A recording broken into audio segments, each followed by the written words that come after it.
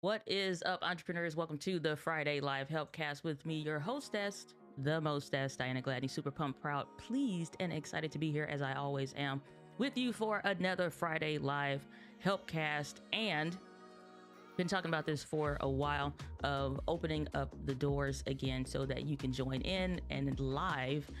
We'll be able to come on, ask your questions live, share what you're struggling with when it comes to like your studio mix and hashtag all the things, especially when it comes to like some difficulties and stuff that often happens as you're being a creator out here in these real and digital streets. So depending on how today goes, we may start that today. If not, then we'll probably start it off next Friday. So you let me know how you want to flow. Yet and still, we got some good updates coming this week. First and foremost, just to get a little bit of the news, creator news out of the way. First and foremost, and you can feel free if you're new here watching this live on the replay, thanks for being here. If you're live, put the Q colon or whatever if and as the chat gets busy, so that I'll know where your questions are.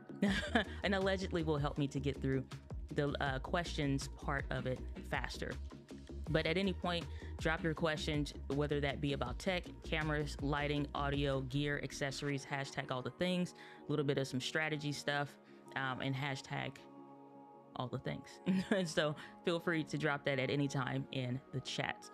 Even if you feel like it's off topic, it's a helpcast. We're here to help, here to provide some service to you, the community. So let's get into a little bit of news. This recent news coming out of YouTube is that thumbnails are officially a thing when it comes to YouTube Shorts. Now, depending on if you got on the shorts train as soon as it kicked off, then chances are you are aware that you could add thumbnails anyway when it first launched.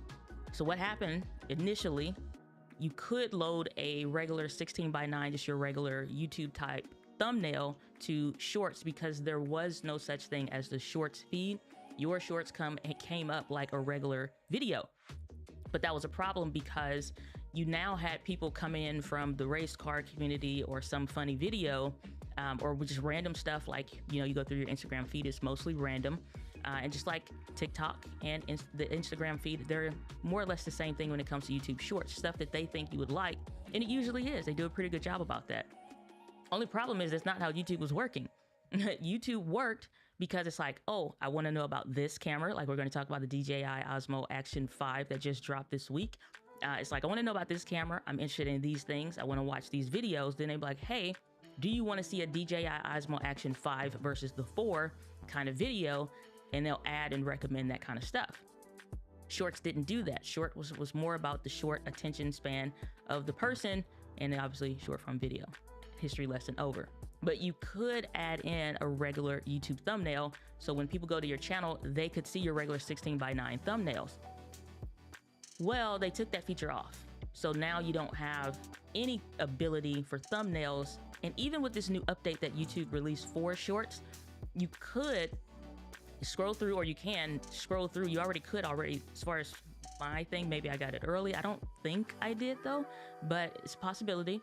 But you can scroll through when you're uploading from mobile. So all of you that like to use some type of app and they let you pick what the thumbnail is going to be, it's more or less that same feature, which is why it doesn't necessarily feel as exciting. And I'll tell you why it really is something that you still should pay attention to and start using right now in just a second. But if you're using a tool, like I love later.com, you have all these other ones, you can pick a thumbnail and select it, think like TikTok. Well, cool thing is now YouTube is officially saying like, hey, we will let you pick a thumbnail from the frame of the video. That's fun and that's nice, but we could already do that someplace else. So my question becomes, if you are using a third-party social media scheduling tool, can you now select what that thumbnail is or make a dedicated thumbnail?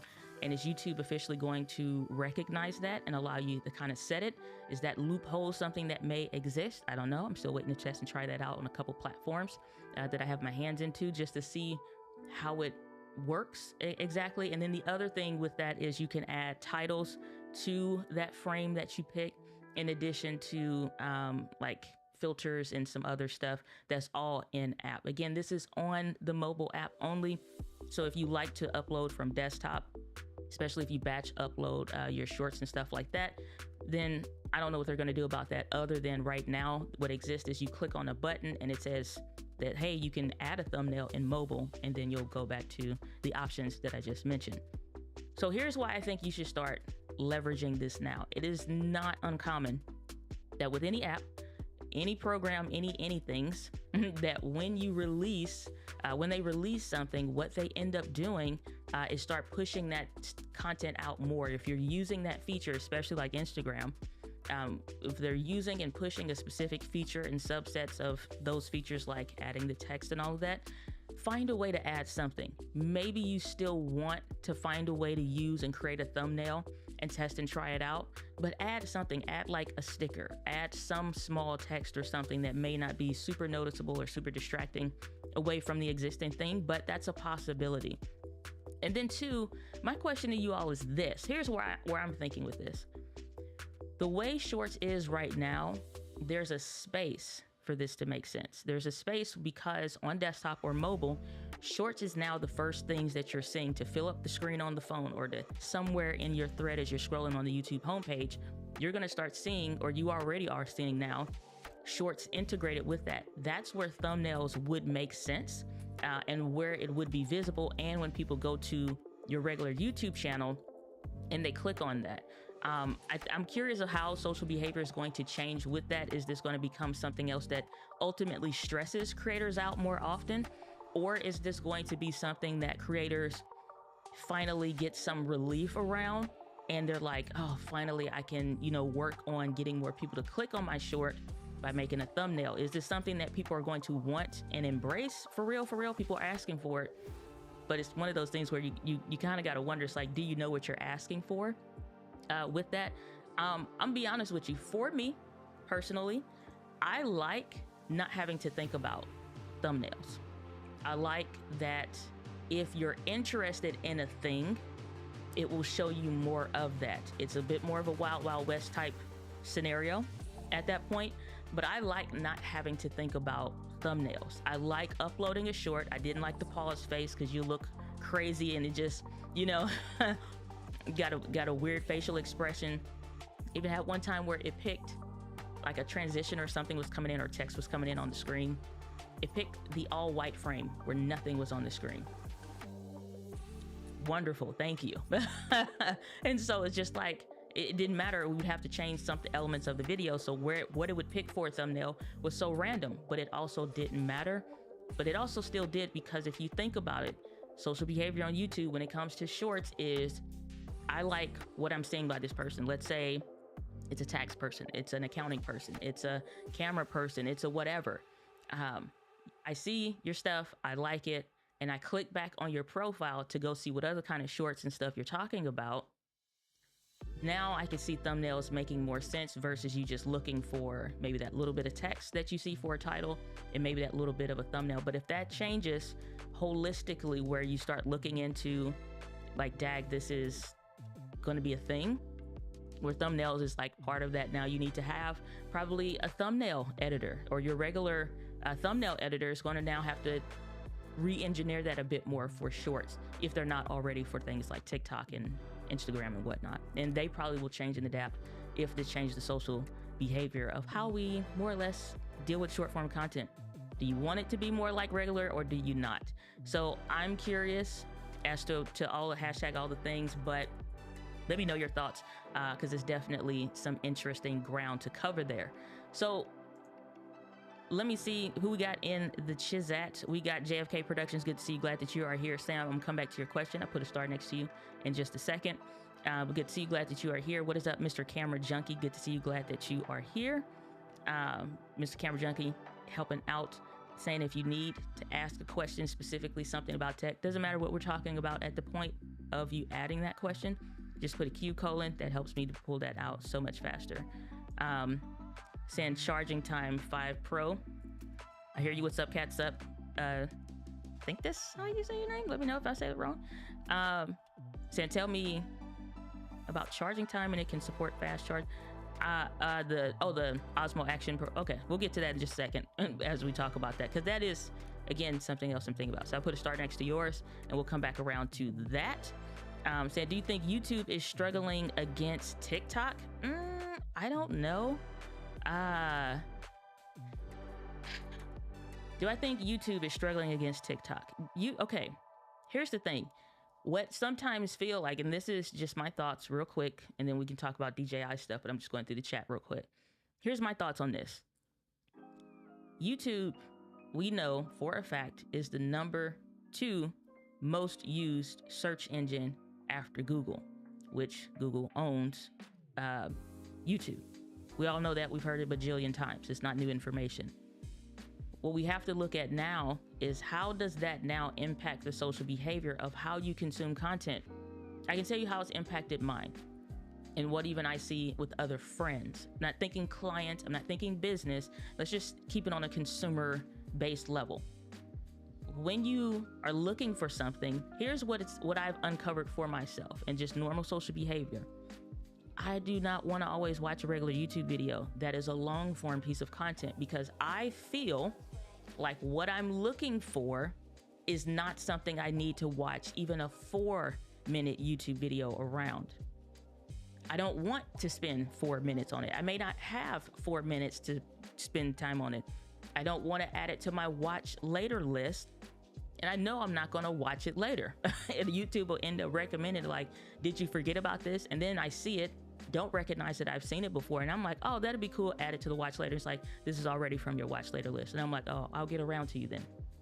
So that's what I'm noticing with my own social behavior. And it's these kind of social cues where I'll ask friends and I'll have conversations. I'll just look and see how they're naturally doing something. They do the same kind of stuff. So shorts has become something that when it comes to YouTube, you go to Google, you go to search something, shorts come up. People want to go to shorts, or I'm going specifically to YouTube to still search for something, but there's now a new tab where I don't have to click on the time frame of like, give me a video that's more than 20 minutes if I want a like full masterclass version of something, versus if I'm looking for like a 10-minute or less kind of video. Now I'm looking for shorts. So I can see if you have something short form wise on this, I like that, then I'll trust your longer form content. That's what I've noticed between myself, and that's the strategy that I'm implementing like moving forward. What kind of content can you create that's going to address that quick short form kind of type of thing, and then lead into if it makes sense for the longer form content. And at that point, now you have that. TikTok doesn't have any. TikTok only has TikTok. You have shorts, and then you have longer I'm calling it shorts. You have TikTok vertical videos essentially, and then you have longer form vertical videos.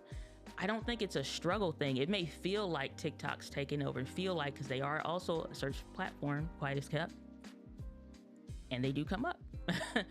But you also have to look at when you're looking for that kind of information. This also is going to break down the demographics as well. You're not going to look to a TikTok video for an exhaustive tutorial if that's what you're looking for. You may be looking for something a little longer than 60 seconds, and that's fine. So you got to know at that point, it then boils down to your ideal target audience. If you 40 plus, you probably going to YouTube. Not always, and that's not just like some kind of a bottle or box to put somebody in. But if you over a certain age and you're looking for certain things, you're looking for a certain vibe. And sorry to say, it's not always going to be TikTok. It may be a portion of TikTok stuff, but I've had people, and I've not even been active on TikTok recently, and they'll ask like, where's your YouTube channel? Or do you have something more on this? So it's still more or less that same social behavior. So whether it points in the beginning to YouTube or whether it points later towards the edge, like they go to TikTok first and then they want to go back to YouTube, certain demographics, they're going to look for certain audiences, rather they're going to look to YouTube at some point. So YouTube is not worried about it. YouTube is in so much control, it really don't even matter. But that's a great question, JFK. Saying, Words for Change podcast. Good to see you. Glad that you're here. Thanks. Playlist is dope. Why, thank you. Glad y'all enjoying that. Cut that down just one more thing, just so it's not super annoying long term. What is up? Alan Jones, good to see you. Glad that you are here. Saying evening superstar, catching the live stream live. That's what I'm talking about. Catching it live out here in these real and digital streets. All right, let's move on to the DJI Action whatnot. Because we got a couple questions coming in around that. So, and then Sam, I am going to touch on your question, because we're not going to spend a ton of time there, but I will touch on that, I promise. All right, so DJI has released the new DJI Osmo Action, and gotta be honest, it's pretty cool in the sense that you have to look at this as a big picture. I think DJI is a big problem now, and not even just now because that camera came out. I think it is just they're the sleeper company that like people are not paying enough of the right attention to DJI. We talked about this, I think, a couple weeks ago, maybe, on one of the other Friday Live Helpcast. Yeah, let's just take a look at the stats real quick, and we'll get into all of that. So over here on the B&H photo videos, we can see we got the adventure combo, got a standard combo, and then you have hashtag all their little accessories and whatnot. So let's just go to the camera. Let's go with the standard combo, because either you can find stuff on Amazon or whatever. Not everybody's going to go for a bigger package. Not that there's anything wrong with that, but it's just for some stuff maybe unnecessary to a point. So let's take a look. Basic specs. We got a 40 megapixel sensor, which is going to be up there in the territory. When you think megapixels size wise or whatever, think like the Sony A7 IV, A7R line of cameras where you have higher yeah, so you got that. It's not a low light beast. So that 40 megapixels is a great thing, because panoramics is going to be better. A lot of capabilities there. So let's not dote on that. You got up to Ultra HD 4K 120 frames per second for video and a 4-hour battery, which seems like it's not that long, but in the grand scheme of things, you're doing this in short bursts. Like, nobody's running their camera and it's just literally on all day. You turn it on and off, so it's not bad if you especially doing a bunch of slow-mo stuff, depending on what you're doing. Super night, slow-mo, motion modes, and time code. I want to come back to that time code bit in a second, because filmmaking, videographers, cinematographers, short films, nonprofits, there's a lot of what can be possible in that. With that time code, 360 horizon steady, so all the good stuff with their stabilization, waterproof, air pressure. Okay, great.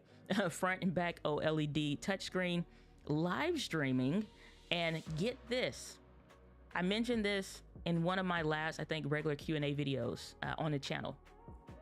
Where are the cameras that have built-in data?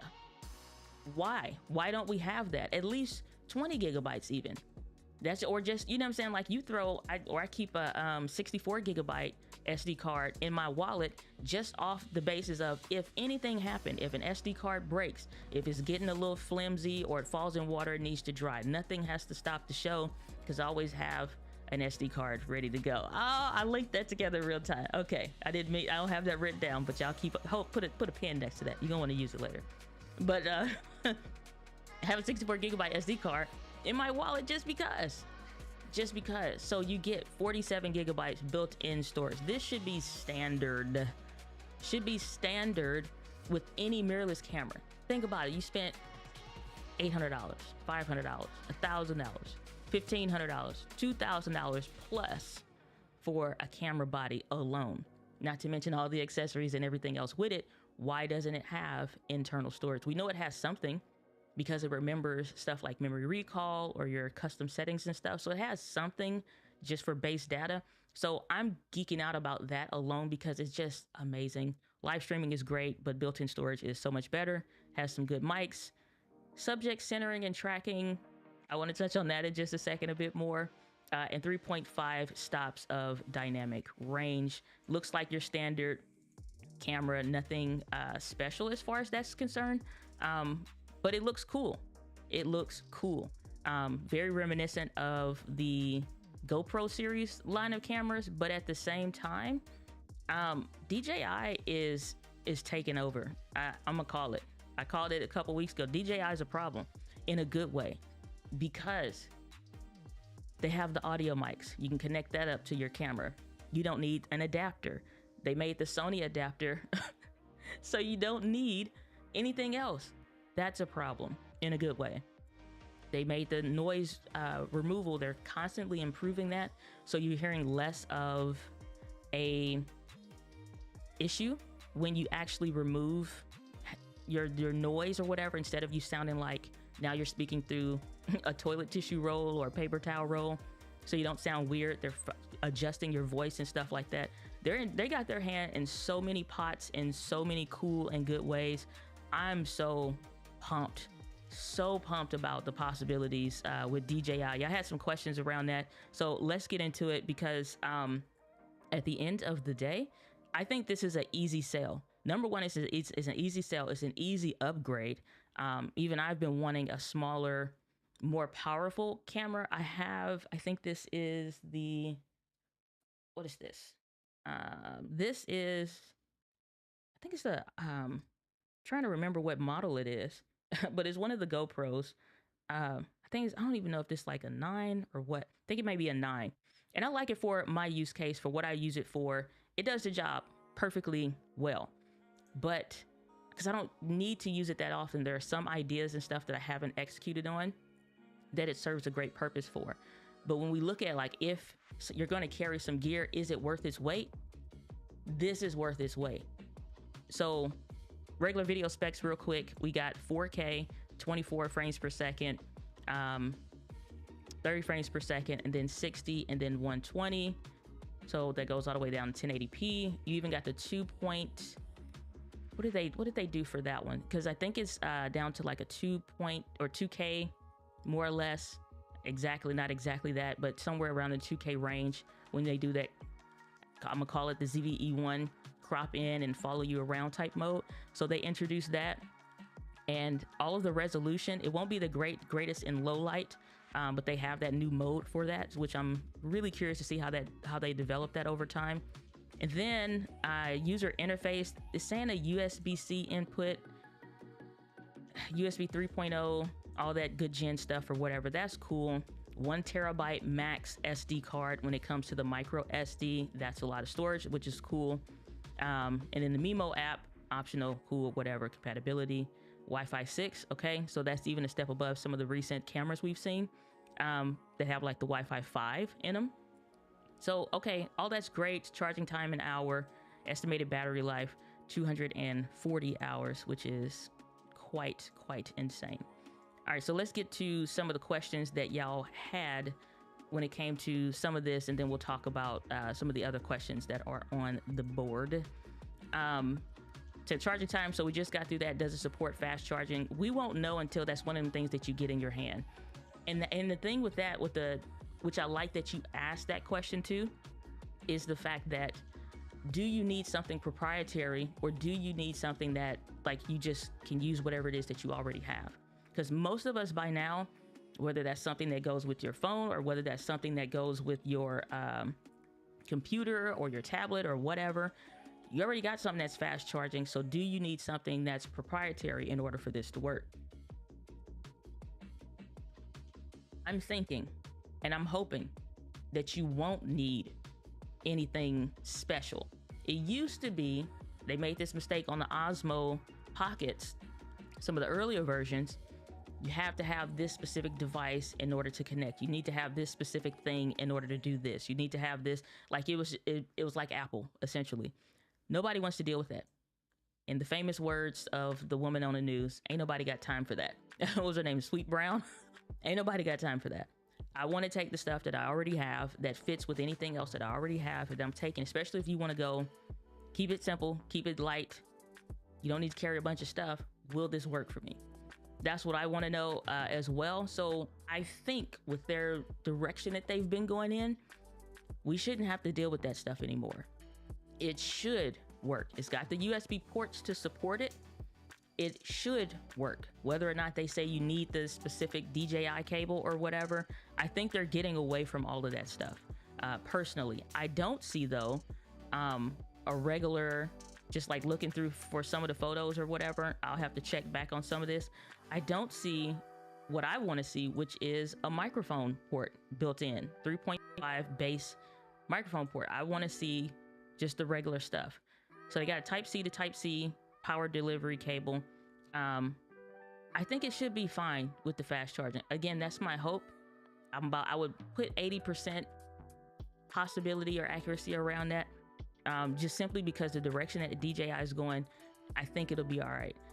And because they're pushing that wireless connectivity to their existing mics, regardless as to what you got, that's already DJI accessible, you'll be able to do that wireless thing. I want to see, do we have the 3.5? What I'm looking at, the answer is probably more or less a no, unfortunately.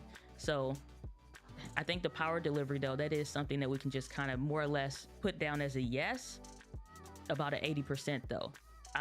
Saying, is it compatible with live streaming TikTok? So they're saying yes.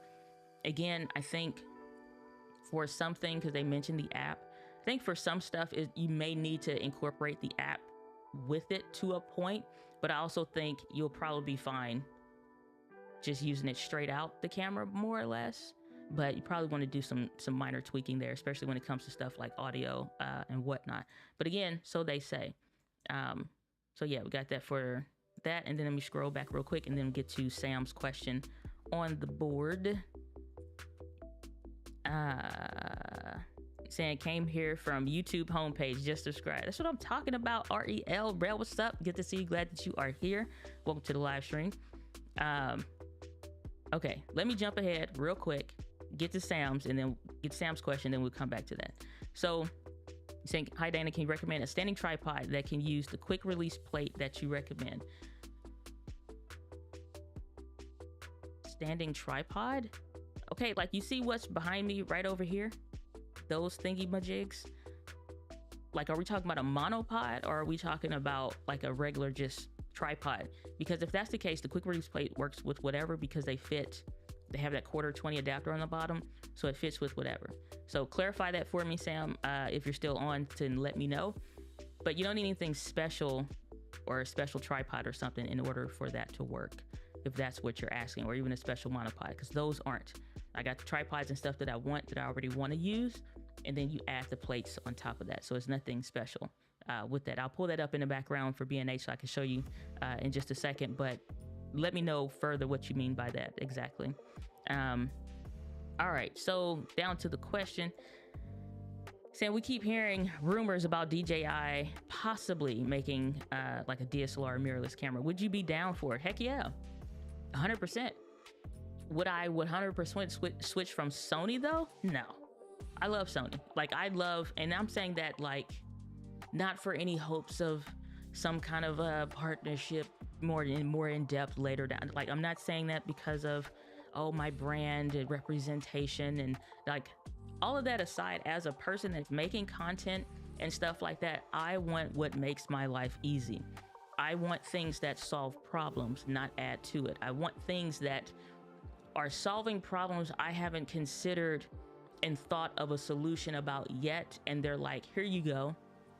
I want that kind of stuff. Like, we didn't ask for the wireless microphone connectivity direct to camera, but that was something that got introduced. Sony made something for it. They made a podcast style microphone, which is dope, but they need to add some more to that, in my opinion. The DJI comes and be like, whatever you hook our wireless mics up to, we can make a little Sony adapter that works for it. That's even better on top of that. So would I be down for that? Yes, because DJI is in that vein of content and producing stuff of the things that it's like they are so in tune with what a creator needs, wants, where they struggle. It's like if you ever watched one of those movies where you got somebody in a room and they're just like studying them, or they're analyzing every little thing that they do. It's like they put cameras in rooms to watch creators and how they operate. Or here's an idea, just actually listen to the stuff people talk about when you invite them to events and hashtag all the things. And then it's like, well, why is that important? Or why is that a thing? And if you think about it, one of the most frustrating things, if you've ever experienced it, is the fact that if you ever had your microphone partially plugged in, it partially came out, or you put the mic and the adapter and stuff on your camera, and it's connected to the receiver, but it's not connected into the camera. Mercy. You go through, you do the take, you say it exactly the way that you want, the energy is great, everything is there, but you didn't plug your microphone in all the way like you're supposed to. What? You can be like, that is enough to make you just like, you know what? I'm logging off for today. We're good. There's no amount of retakes that I'm gonna get back to where, like, after you figure out this, it's just like, you know what? I'm gonna take 5, 10, 15, 20, and then some, and we'll come back at this later tonight. And so it's stuff like that. That's why I said I was so geeked out to get it $30 to solve a problem that I don't even have to think about anymore. It just wirelessly connects. You don't have to worry about digital cable interference, or is it too close to a power source or whatever. So, you know, it's setup agnostic, more or less. Creator setup agnostic. DJI is so in tune with all this stuff. If they made a camera, I may not make it my main thing, because it's always quirks when you announce something new. It's never going to be perfect. But this new camera that they just released, the Osmo Pocket, Osmo Action 5.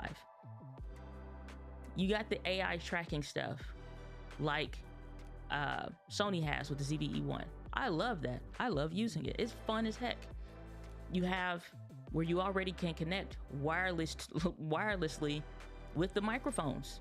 So I can take my DJI Mic 2s, don't have to plug anything in, just select like, oh, you got one of our microphones? Oh, we'll connect directly to it. No cables necessary. You don't even need to plug something in the hot shoe. So that's something I can foresee happening. Battery life is not a problem. Autofocus is a questionable thing. That much I would definitely say. I think that they own or bought what is the company's name? I think it starts like with an H or something. Like, I'm trying to think. I see the brand in my mind, just can't think of it audibly to say it. Bought a company that was like a prestige company, especially when it comes to the drones and the cameras and all that stuff. That'll be fine. Lenses, they could honestly, probably if they made it micro four thirds, the lens options stopped being a concern, because honestly, Panasonic or Lumix, however you want to address them, have done a fantastic job with that.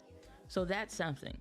Like, if they went micro four thirds, the sensor size would be smaller, but they have enough tech to make it like not an issue.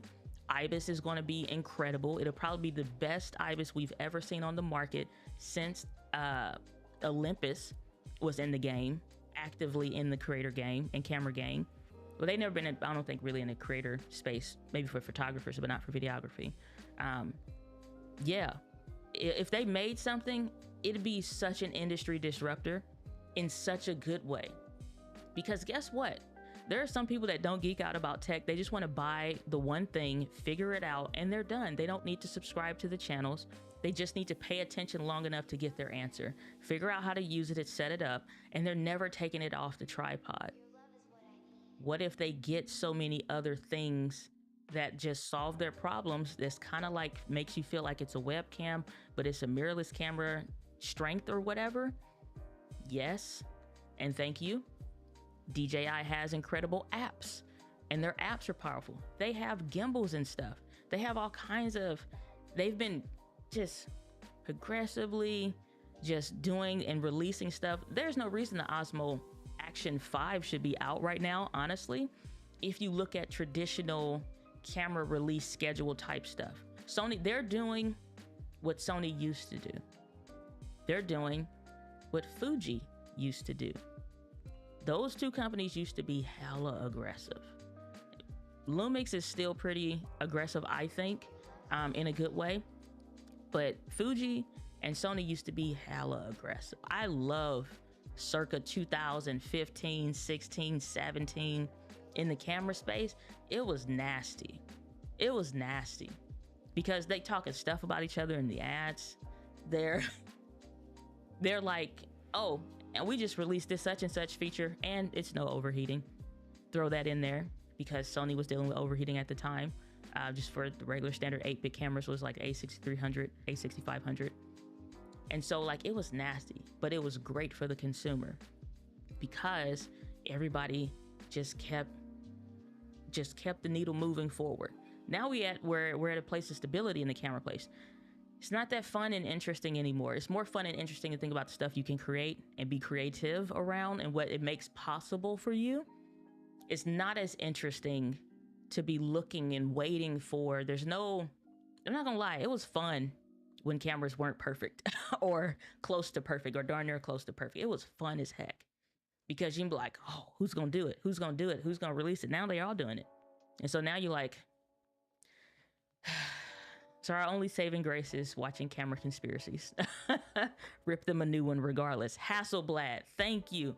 Hasselblad. Yes, they own Hasselblad.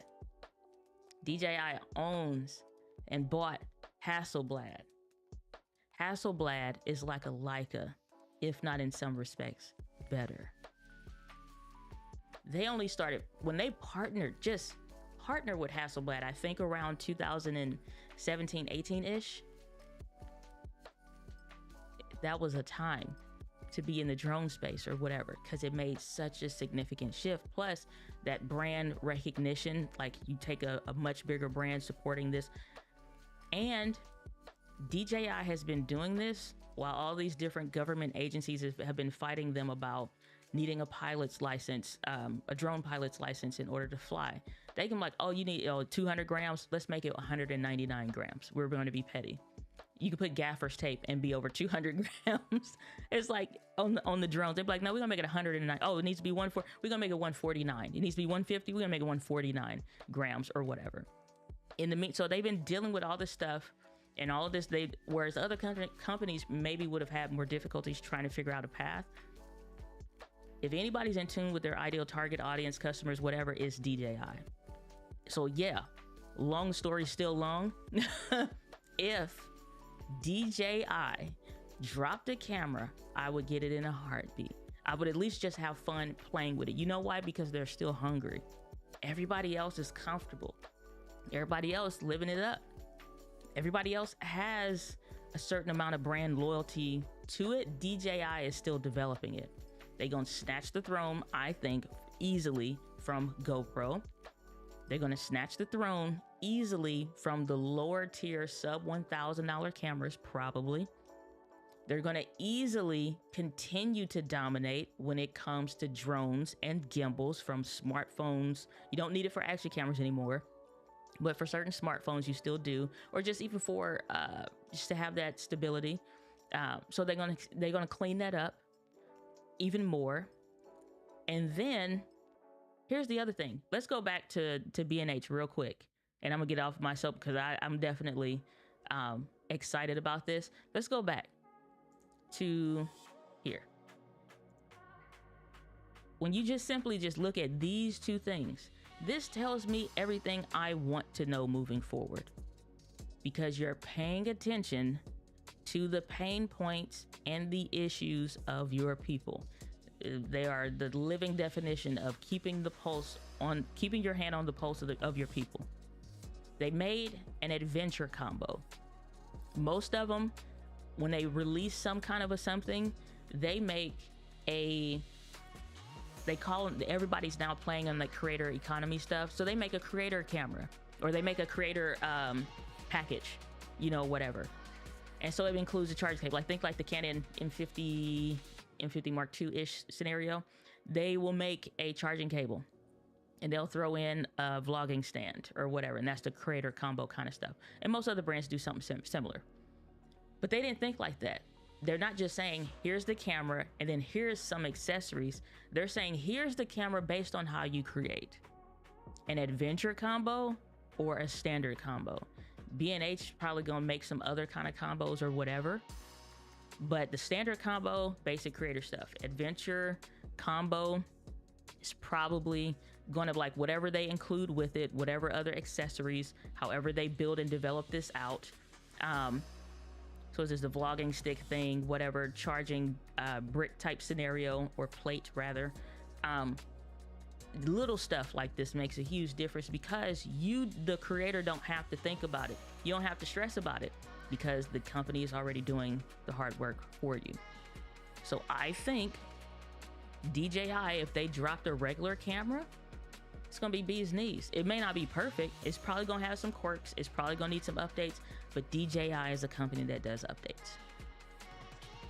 They do regular updates. They're still hungry, and they easily see all the other stuff that all the other brands are and are not doing, where they've gotten comfortable and where they've sat back and said, well, you'll wait on a new camera or whatever, because we know you don't want to go no place else. We know you like us. We know you love us. We know you know what I'm saying? Like, think about it. So we may not switch when it comes to, I'm not going to go out there and say like, oh, this will be the thing that filmmakers go to and hashtag all the things or whatever, because it's not initially. Some will probably switch to the adventurous ones more so, but it don't take all that to win the base market of creators.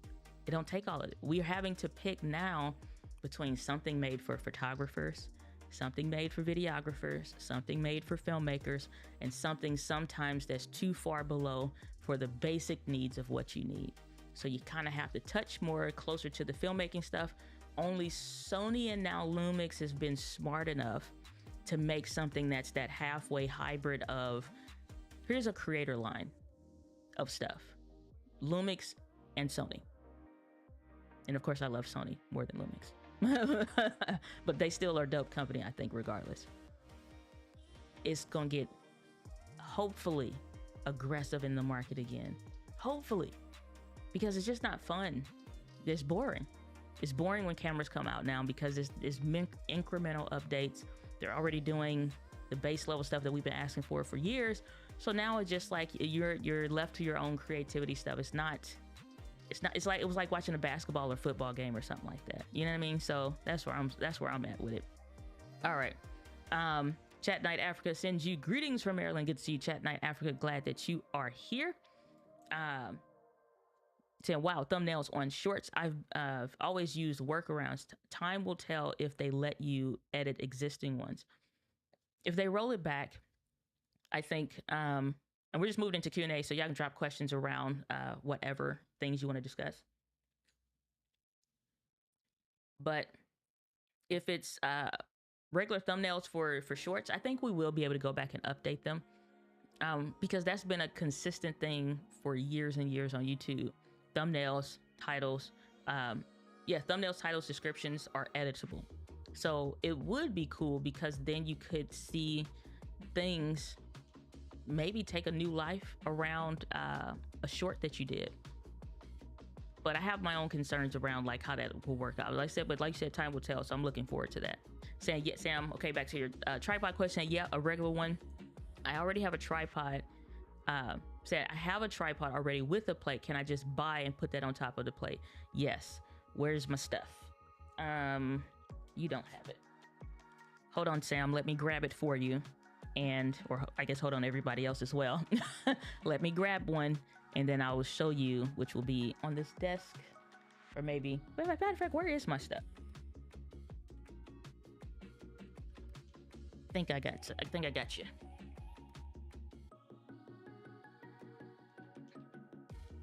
When you are surrounded with gear, it is hard to decide on what you should pick out for your example. So here is my favorite travel tripod in the whole wide world. Let's pull these legs down. Yep. Hold on. Right. So as you can see, which I don't have, what's the name on? Clear image zoom. But you can take, this is just the Arca Swiss plate. And then I put the clamp in there. So, Sam, you're making me work hard this Friday.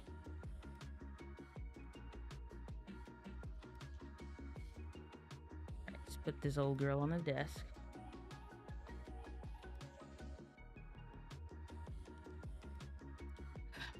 There. So, this is what you're looking at. The Falcom F38 plates that I was telling you guys about before. See how it's got those little slits on the side? That is for the Arca Swiss. So this is just the top part of that plate. And so because this tripod has that Arca Swiss style where you could sit a regular Arca Swiss style plate in there and then clamp it down. So all I do is clamp this down into it and tighten it. And I never touch this ball part again, because unless I want to take this off like I just did. Otherwise, that's what you do. If you have some other kind of ball head on your tripod, you don't buy new tripods. Oh my gosh, nobody told me this when I first got started. You don't buy a whole new tripod when you can just replace the ball head. Let's go another level, Sam. You take the ball head off, my dear. You take the ball head off and you replace the ball head. Keep the sticks, keep the tripod legs. What you will find is something like this and hissin'. See that? Now that will go into the base of another ball head. So I have plenty of, which if JFK Productions wasn't here, because he cut up the last time I kept saying ball head for something else. So you behave in the chat, gosh darn it. At the base though of these is now where you would put the other one. So you can get you any kind of a ball head that you want, whether you want one by Falcom directly or you want something that's like, let's say you got a bigger one and a heavier one. You can get something that's smaller and more compact, especially like for this travel tripod. I wouldn't want some big old heavy thing that's just going to add more weight to my book bag. So you switch the ball head out, you keep the sticks. This is why a tripod like the Amazon Basics tripod, let me pull up the old girl. Let's go amazon.com. You don't want an Amazon Basics style tripod because what happens is you can't take the ball head off.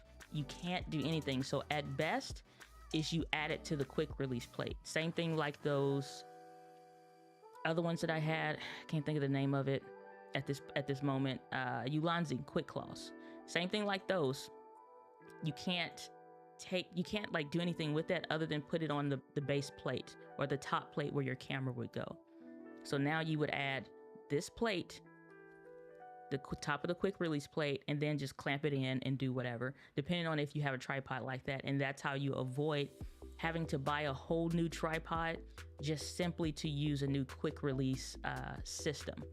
So pull up the Amazon Basics, which I have the Amazon Basics tripod. I have both of them. Let's do the 60-inch one. Yep. All right, let's see what we got. I'm just loading this here in the background. And y'all feel free to drop questions around any and whatever other things that y'all want to know about, and we'll dive into that for this week's Helpcast. So this is the Amazon Basics tripod. As you can see, I bought it back in February of 2017. Still have it. But the problem with this is, let me get this out my way. Problem with this is when you look at the top of this, that does not work. For like, you can't take that off. It's one whole gizmo. And the same is true with some of the other, let's say sub $30, $40 tripods that are just like those cheaper plastic ones. And that's fine, not knocking that. But what you would do instead is, if you don't want to replace the tripod, you otherwise still like it, you just put this on there. Just put that on the top plate and leave the whole gizmo clicked in. And then you don't have to switch anything. You can keep what you have and go there. You switch the tripod if you have a want for something else, or you need it for, like, you're looking for something that is more versatile. That's what I would suggest for that, just simply because it makes life so much easier. And the same is true. So I had this GoPro. So this is what this would look like, just to further clarify. So if I take this off, thank you, GoPro. You've done a fantastic job. This is mostly what the top of any of those cheaper quick release plates would be, or something like that. It is that 1/4-20 adapter. You already have that. That's what that little silver gizmo is in there. So now I put this on here, and anything that has 1/4-20, it works for as well. Take the little silver bit out if you want. And so now I don't have to replace the sticks or the legs or the tripod or whatever. I just add that on there. That's how quick release plates essentially work, to make your life that much easier, my dear. And that's how we do that. So I'm gonna put this down off my desk. All right, let's move on to the next questiones. It's an iPhone now shoots 4K 120. Gotta be honest. iPhone is boring. The iPhones are boring. I like the Apple ecosystem. It's great. It's fantastic. Apple's gotten boring. Maybe it always was to a point for some people, but it's gotten boring more or less, because so what? Like, it's been phones that are way cheaper that could do way more. And so it's again, incremental updates. Honestly, the smartphone industry could use quite the mix up and the shift. Honestly, I'm the kind of person, again, granted, I am 100% biased in this assessment, if you will. Phones suck. Phones suck. They are great for what they're used for. They're great to do what I don't want to play with the phone though when I'm ready to make a video or do something, because just for me to do a simple look like this, I got to play with my phone way too much to do that. I need this app. I need to do this. I need to do that. Oh, well, you don't do it. I don't have time to play games with that. Like, it's so annoying for me. So phones are just like blah. Again, eventually I'm gonna have to upgrade my phone or whatever the case is, and that's great. But otherwise, phones are meh. Like, I just don't like. It was such a boring release for me, and I don't know what they need to do, or what would like be like super attractive attention wise or whatever. But phones are just meh at this point for me. Honestly, if I was going to use a phone solely for video, I would get something else. I wouldn't stay with Apple if that was my main reason behind getting the new phone. I would go someplace else. but because the ecosystem makes sense to how I work in the business and the stuff that I'm doing, that's why I love the phones. Or like, you know, having a phone that also works with all this other stuff. But the day some other phone that's not Apple can do that and fit more natively some kind of way into, like, if it was a thing or possibility, I would have no problem switching away from Apple for that. You know what I'm saying? Like, it's a great thing, but it's a small reason why I stay. But phones suck. Phones suck. That it's just like I don't know. I'm just not excited about it. My personal thing. Question: what do you do to prevent stuttering image of yourself in a talking head live stream? So the first thing I would say is use Ethernet. The second thing is, well, let me pause there for a second. Use Ethernet over Wi-Fi. Most people have, where they're close enough in proximity to wherever the internet is in their space, run that Ethernet cable. Run the Ethernet cable, plug it into the computer or the docking station or whatever the thing is that you use, because that will give you the fastest speeds that you're paying for in your internet package. Wi-Fi only does to a point, and at that point, it has more possibilities to drop. But for ease of use, people just go Wi-Fi and it works for everything else, so they figure it should be fine.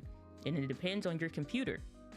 Is your computer strong enough to do all of what you're asking it to do? Sometimes when you get into video stuff, for most people, they learn and they figure out, I bought a computer to be a computer. I bought a computer at the time not to get into video editing, not to do live streaming, and be able to withstand all of what I'm trying to throw at it. So if you have a computer that's really not set up to hold all of what you're trying to do, maybe time to upgrade the computer. Third thing is, check your cables, update the cables. When's the last time you got new cables? Whatever that data connectivity cable is, whether that be for Ethernet, USB-C 3.0, USB-C, or whatever the case is, update the cables. It's one of the easiest updates that you can make, honestly. And then from there, let's see, what would I do? I don't use USB streaming. I use HDMI. So I use the Elgato Cam Link to do that. So as much as possible, it's a wired connection, and I'm using the strongest, highest quality connection. So a lot of people use USB-C so they don't have to buy the Cam Link. That's been one of the best investments I've ever made, period. I don't care what nobody else say. I don't care what nobody else says, but Elgato Cam Link has been a game changer, truly the definition of a game changer for me. I've had my first one, it still works. They did 1080p. So it's an amazing thing. Simple, but it's an amazing thing. Quiet as kept, cameras should need to be putting that out of business too. And shoot. But yeah, so that's what I would recommend if you're having stuttering, or it's like 1 minute you're here and then the next you're over there. Those are my checklist of things to do. So every 12 to 18 months, swap those cables out. They can be used for something else around the house or the office, but make sure your stream stuff stays legit, because it doesn't take much for something to go wrong when it comes to those things. Mr. Camera Junk saying, what mount do you think DJI will use for the mirrorless? I think they'll go Micro Four Thirds, because they don't have to put any extra time behind waiting for them to hear what a brand says. E-mount would be cool. The Nikon mount would be massive, just because glass, they'd be able to do so much with glass. Nobody's thinking about Canon, because Canon won't even they're barely letting third parties touch that mount. So nobody would waste their time with asking Canon. It's like if you were at death's door, who would you ask for help? Micro Four Thirds is going to help you out the fastest, the quickest. Make sure you got some place to stay and something to eat. And how's your family? Oh, I called your family and told them already. You know what I'm saying? Like, and then Sony is like, call me second. Call me second. Fuji too. And then Lumix would probably be easy to work with. The L-mount Alliance would be like, I would say honestly, Micro Four Thirds, L-mount Alliance. The L-mount Alliance sucks though, so I would be leaning more heavily on Lumix though. To a point sucks, as far as like being fun. You know what I'm saying? Like fun. And I think DJI understands that. Go for fun. Go for ease of use. Go for like creativity, ingenuity, stuff like that. So I would say either L Mount Alliance, Micro Four Thirds for the absolute easiest, but they would have to do some cleanup work because nobody's really messing with Micro Four Thirds like that. But yeah, those would be the easiest. And if I were DJI, I'd make the camera mount interchangeable like they did for the drone camera, interchangeable mount, interchangeable lens camera. Yeah, I don't think they would do a fixed lens camera like how Fuji has some of those hipster-ish type cameras. I don't think they would do something like that. I think that they would stick more to just a regular camera lens body kind of thing. And then, as Mr. Camera Junkie saying, yes, I do use Ecamm Live for my live streaming 100% of the time, for my regular videos 100% of the time. So that's my go-to. All right, I'm just scrolling back up to see what's what. All right, make sure I just didn't miss nothing. Oh wait, my bad, Mr. Camera Junkie. Saying no, weren't me, not no, innocent, whatever, man. So that's a good tip on the tripod. Appreciate that, Mr. Camera Junkie. Do you have any Ulanzi claws laying around that you are not using? I have a couple, but what I've done is repurpose them. It's like everything's moved down a tier. So it seems like in some cases make everything the same mount. Get a bunch of the, what's the name? It's these Falcom F38s. But this is not what I want for every little single thing. So I'm looking like for what I switched the quick claws to.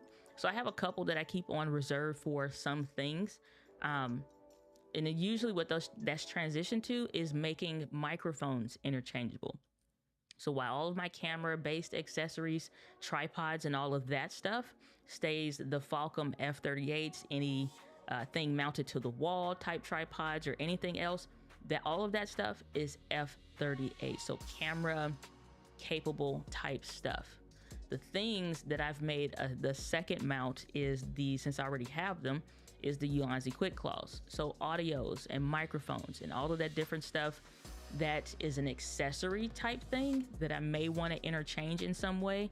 I'll definitely say in the background, I've done some nerdy experiments and builds with different stuff. And so I'm using those quick claws for that, since it's great for those, but that's what I use the quick claws for. Saying, is there generally, Tales from Zoomer account, good to see you, glad that you're here. Is there a generally accepted rule over what distance you need to be away from a camera or the background to use a 15 to 16 millimeter or 20 to 24 millimeter for talking head videos? Great question. So the distance that you need is going to be based on the lens that you're using, and also taking into consideration of what camera that is. So 15 to 16 millimeter lens is not the same. Obviously it's not the same distance, but it's not going to perform the same, whether that's on full frame or APS-C. So if you have an APS-C style camera and it's going to be 15 to 16 millimeters, you can be about, I would say about 2.5 feet away. And then you also have to account for something that you may not have heard of called the minimum focusing distance. The minimum focusing distance is how far do you need to be away from the edge of that lens for it to be able to focus and see you properly. So that's why you see some people, it used to be so dumb back in the day, people have a camera, let's pretend this is my camera, they have a camera and they're just like, oh, it's not focusing on me. Literally this close, it's not focusing on me. This autofocus sucks. They don't know anything about minimum focusing distance, clearly, because the lens needs a certain minimum focus. So you may need to hold it out to here, and that's the minimum distance that's necessary in order for it to see you, which is why the Osmo Pocket 4 was a problem, because you needed to be further out here in order for people to, you know what I'm saying? Because it had an infinity focus. So you needed to be further out here like this in order for it to focus. So the minimum focusing distance makes a difference. So Sigma 16, let's say about 2 feet to 2.5 feet. in order maybe to get a frame similar like this or whatever. But for that 20 to 24 millimeter for talking head videos, same thing if you're on full frame. So let's say you're on full frame, 20 to 24 millimeter, you're gonna need and probably want at least somewhere between 2 feet to maybe 2.5 feet at best, but still within arm's range, more or less, you'll be fine. But if you're trying to blur a background or something like that, that has nothing to do per se with how close you are to the camera. Yeah, it'll get blurrier the closer that you go. For example, look at the background. Now my hand is way closer and the background is way blurrier. Yeah, so it will increase, like if you can get close to the lens, like how this would be way too close for my hand. But then we come back here, it's not as blurry. But if I put my hand right back up, now you can see it's even creamier, it's even blurrier. Well, that works to a point, but you need distance behind you. If I was literally sitting smack dab and the wall was right behind this chair, there's no background to blur. There's no background to blur. So you would need to have at least some kind of a space behind you, not as much as I have, but at least give it like 2 feet or something behind you, at least something to kind of silo you out from the background. So that's what I would recommend for that. But good question. Saying Sony literally makes a phone geared towards photo and video. They do, but it don't. I'm saying like if they, because I'm like, you're right. What I'm saying is if it was like a Sony phone, but it integrated more natively like iPhone into the ecosystem. It's like it don't matter if it's an Android or an iPhone. It can work within either ecosystem seamlessly. I don't get AirDrop. I don't get the clipboard, like I can copy something on my phone and I'm sitting right at my computer, paste it to the computer, and it's just seamless. What is it called? Handoff?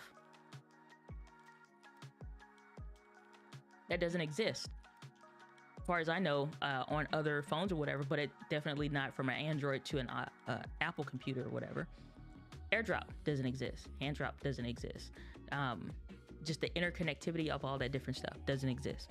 I can make an audio message or a text-based message or something on my phone and continue it on my computer. That doesn't exist on other platforms. That's why I stay in the Apple ecosystem, because it makes sense in the whole unification of it all. But I can't take a Sony phone and continue doing all that stuff. That's what I'm saying. So the day that becomes possible, if it ever becomes possible, then that's the day I want to pay attention to the other stuff. Tales from Zoomer Accountant saying, do you need to use a certain USB-A port to use the cam link? Isn't it HDMI to USB type A? So I actually have one right here. Unplug it. So a cam link, mercy. There we go. This is a cam link. One part of it is USB type A, like you said, and the other part is full size HDMI. Looks just like what you think it does, little dongle. So you don't need to use necessarily a certain type of port, like it'll connect. The thing is the speed. The thing is the speed. It does me no good for this to be USB 3.0 if I'm connecting it to a USB type A 1.0 port that's older and doesn't support the speed. Doesn't matter. You know what I'm saying? That's why when people use the cable that comes in the box with most cameras for the USB live streaming, and they say, oh, I'm only getting 720p, that's because that's as fast as that cable can do. And likely the port you're plugging it into, unless it's a new computer or relatively new computer or certain kind of port and all that stuff. So the thing is, get a fast enough cable, which is they give you one, but most of the time this is not enough space. So I had to upgrade my cable to fit the space and me being able to move my desk and stuff like that. So this does me no good if I don't replace it with an equivalent type cable or better. So yeah, USB type A, that's fine. Well, at the end of this is USB type A. What if you have all of your stuff is USB-C? An equivalent cable that's still fast enough. So that's where all that stuff comes into play when it comes to like making sure that it makes sense. It's not necessarily, you know, some special kind of port per se, but at the same time, it kind of is, because you need to make sure it's fast enough. Can it keep up with what you're trying to do? So that's the biggest thing there. So Canon would probably push you through death's door. Not gonna disagree with that one. Not gonna disagree with that one. Saying, was the DJI Ronin 4D a fixed lens? I don't remember. DJI Ronin 4D. Let's look it up real quick. Got B&H pulled it. So DJI, which that was another device that they made. They doing all kind of cool stuff. Ronin 4D. So this was like how they did. I'm trying to think of the specific drone that it was, where you could replace the specific model. But all right, move out the way. So, golly. So this is without the camera. I think this is with the camera. So this is, yeah, you could take these off though. That's what the other model is. And then too, you got all of this. They're not even holding anything back from their other industry shifting stuff, but this one has the power zoom 17 to 28, t-stops, similar more or less in same vein of thought of f-stop f3.4 as spherical lens. So let's go to that other one real quick, because that'll give you an example of you can actually take the lens off. So yeah, you could switch this off, and like they already have it. Like they've been doing it. I don't like they got the technology. Like it's so insane. It's so freaking cool, but it's so insane at the same time. So yeah, I wouldn't think that they would do it exactly like this. They would probably still have lenses and all of that, but they already have it. They got LiDAR technology and all this other stuff as well. Mercy. It's gonna be a fantastic time. That's all I can know. It's gonna be a fantastic time. Saying, well, on that front, Apple is a walled off garden, because on Android we have AirDroid and QuickShare. Apple only just gets the getting RCS. I don't know. Like I said, for me, phones is not my jam. You know, to a point, it's like phones is just, at the end of the day, it's just not my jam. I just don't care. Like, like it probably is still great, you know, to have all the different stuff or whatever, but it's not like there's nothing happening with the phone that's deep enough to make me want to go and it's like, oh, I have to get this. There's no have to's. Like, I don't feel that kind of pressure or excitement around like, oh man, I really got to get, like, I just don't feel that with any phone. There's no phones that exist that are just like, oh man, this is dope, because it's, I don't know. It's just like, phone is a phone is a phone. For me, cameras all day, every day is my jam. Saying, thanks for answering. I should have clarified whether APS-C or full frame, currently using a point and shoot, and was planning on upgrading to either the ZBE10 Mark II with the 11mm f1.8 or the ZBE1 with the 20mm f1.8. Okay, so good distinction there, because it does make a difference. So with that 11mm on a ZBE10 Mark II, you can still, the cool thing with that is you can be like this close to that camera and it looks super wide with that 11mm on it. So you don't need to have a ton of space between you. The minimum focusing distance is not that far. So let me look up the Sony 11mm f1.8 real quick. And that's what those numbers are on the front of the lenses, if you ever look. And I know I did a video on it a while ago, but yeah. So you see how it says like the 1.5 meters or 0.5 feet? That, when you see those kinds of numbers on the front of a lens, that's the minimum.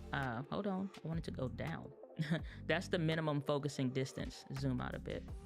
That's how close you can be, like at the edge of the lens before it needs to, so it can clearly see you more or less. So yeah, you don't need that much space between the camera at the edge of the lens, so you can sit close. You can sit close and it still be super wide, and you'll have like a bit of a blurry background at f1.8. Let me see if I can pull up that video, or if I can remember it, because I didn't do as much content on the 11mm f.8 1.8 as I initially wanted to at the time. So I didn't do a whole lot with it, but I did test it more extensively than I covered on the channel. It's fun. It's, at the end of the day, it's a fun lens. It's light, it's cool. 20mm though on a ZV-E one. If it's the Sony, I think it's the one that has the f1.8 Sony 20mm f1.8 lens. A little heavier as far as the setup overall. Not by like a ton, but it's definitely noticeable. That's why you see a lot of people using the Sony 11mm f1.8 on the Sony ZV-E one, because when you're vlogging and stuff, you're trying to stay light and just keep it fun.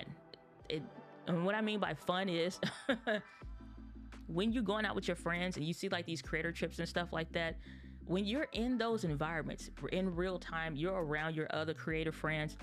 Like, that's why I didn't really, like, it sucked when everybody was on everybody's case about the Lumix S9 and like, oh, y'all just being like a bunch of shills and blah, blah, blah. And it's like, you don't understand, like, it actually is fun when you are with your friends and you're creating with your friends. You pause this video.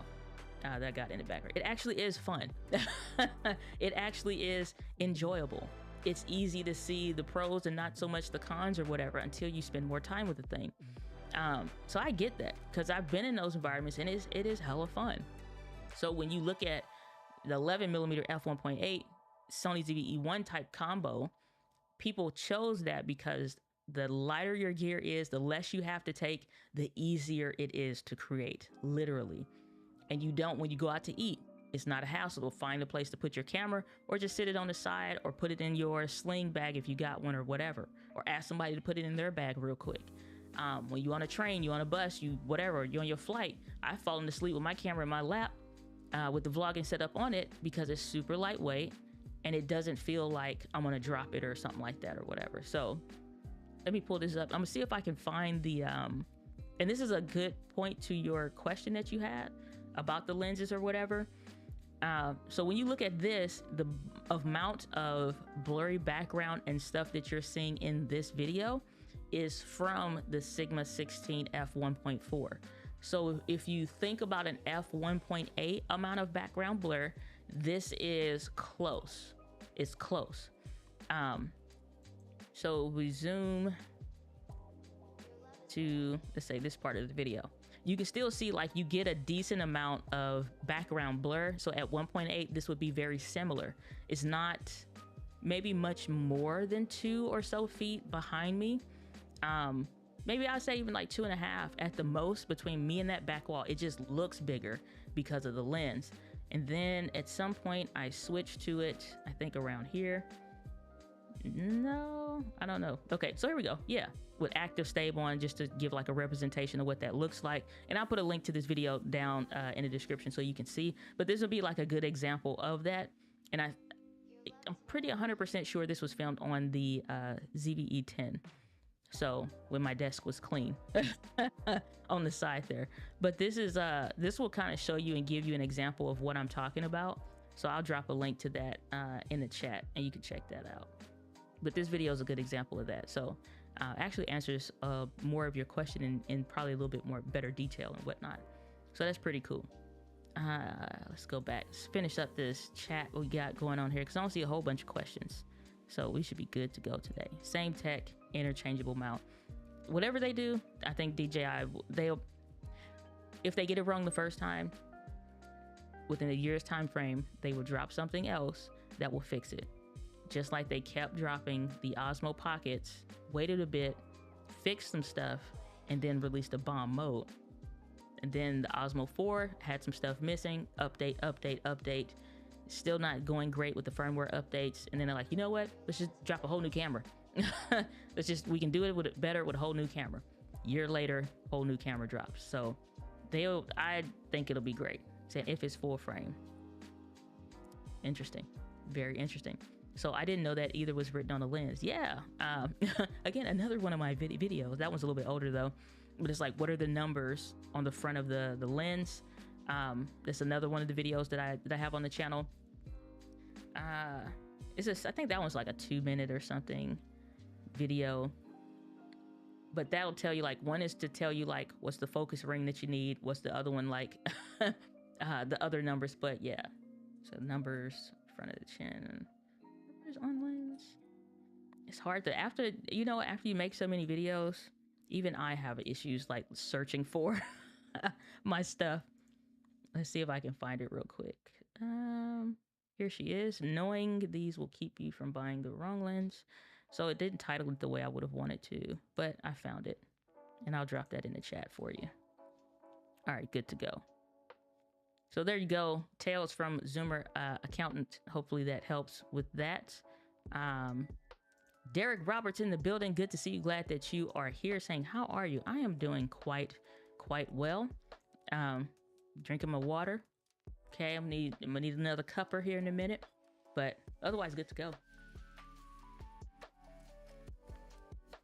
But doing good, doing great. How are you? So do you think the DJI wireless mics are better than 100%? Easy yes. Easy yes. Easy yes. So much so, what was it? It's maybe been like 2 months ago or so now, I sold my original DJI mic ones, which I'm always feeling like regretting that decision, which I usually don't have regret around like tech stuff. But I'm feeling a little remorse around selling the DJI mic ones, but I just don't have a need or a use for them. And then the Rode Wireless Go 2s, that's the second set that I bought because the first one went bonk, and they kept disconnecting. Firmware update, help with whatever stuff happens. So it could have just been a bunk model. So got rid of those, got a brand new kit. And the thing that I did not like was needing to, especially like a live event space, or you're just further away and you're recording something, whatever the case is, so many scenarios for it, needing to connect the app and needing to disrupt whatever I'm doing on my phone. And I have to use the app in order to make changes to it. I don't need any app when it comes to DJI. I can just change it. I can start and stop recording from afar. I can start and stop recording directly on the device if I'm there, which, if you ever put a mic on somebody for any reason, gives them the same flexibility like a more expensive, you'll see those UHS packs, which stands for, or UHF, excuse me, not UHF, UHF, ultra high frequency packs, like the Sony ones, like the Deity ones. They hit the mute for themselves. They know if they're getting ready to say something, they want to hit record. So it gives them a bit of creative freedom with that as well. Now I'll have remote access as well from where I'm at, which I freaking love. Or Q&As, love Q&As, live Q&As at talks and stuff. And you hand somebody the microphone, the little bitty ones for the DJIs. This person's way lower. Guess what they can do back on the board, on the receiver, and just turn that mic up. Then when it goes back to the other person, they just turn it down. So it's 100% better. In my opinion, it's 100% better. I really like Rode. I really, really, really do. Rode is a dope company, but again, got comfortable, and DJI is just mopping up. They mopping up. They are mopping up. I don't think we're too far off between them making like a vlogging microphone, like their own, like probably white label some tripod that already exists or something, or partnering with a company and making some stuff, making even more things. If they partner with a company like Ulanzi or Small Rig even, please, like it's they just mopping up. But are they better? 100%. And that's from actively using it. Something that you can only record once, not your regular YouTube video, something you can only record once. Who did I trust? Who did I have issues with? Who did I, you know what I'm saying? Like DJI in every scenario was a way better solution. I don't need to buy a bunch of accessories. It comes with the accessories and stuff. So 10 out of 10 DJI, not just because of new cameras or something, but just DJI on that one. So I should probably go with the Sigma f1.4 as I understand it. The low light benefits of full frame can be negating by going wider on the aperture on APS-C. So full frame f1.8 would be similar to f1.4C. Okay, so here's the thing. I'm gonna give you a little bit of different advice that you're gonna commonly hear shared around online, which is this. On what does low light look like for you? Because what most people what low light looks like, let's play this in real time. So just turn that off and we'll keep that one on. So you see I just turned like my side light off. So I can turn that one off, even if I turn this front light off. Okay, now I'm in low light. It's still just as clean. So even when, of course, I turn the light back on in front of me, and I could turn off the ceiling light, I could turn off the other lights and make it in. Matter of fact, we're doing this in real time.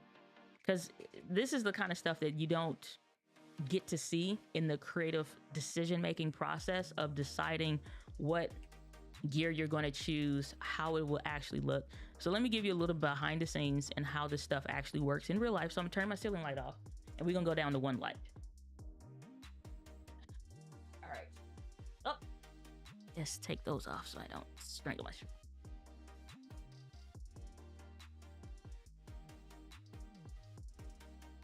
All right.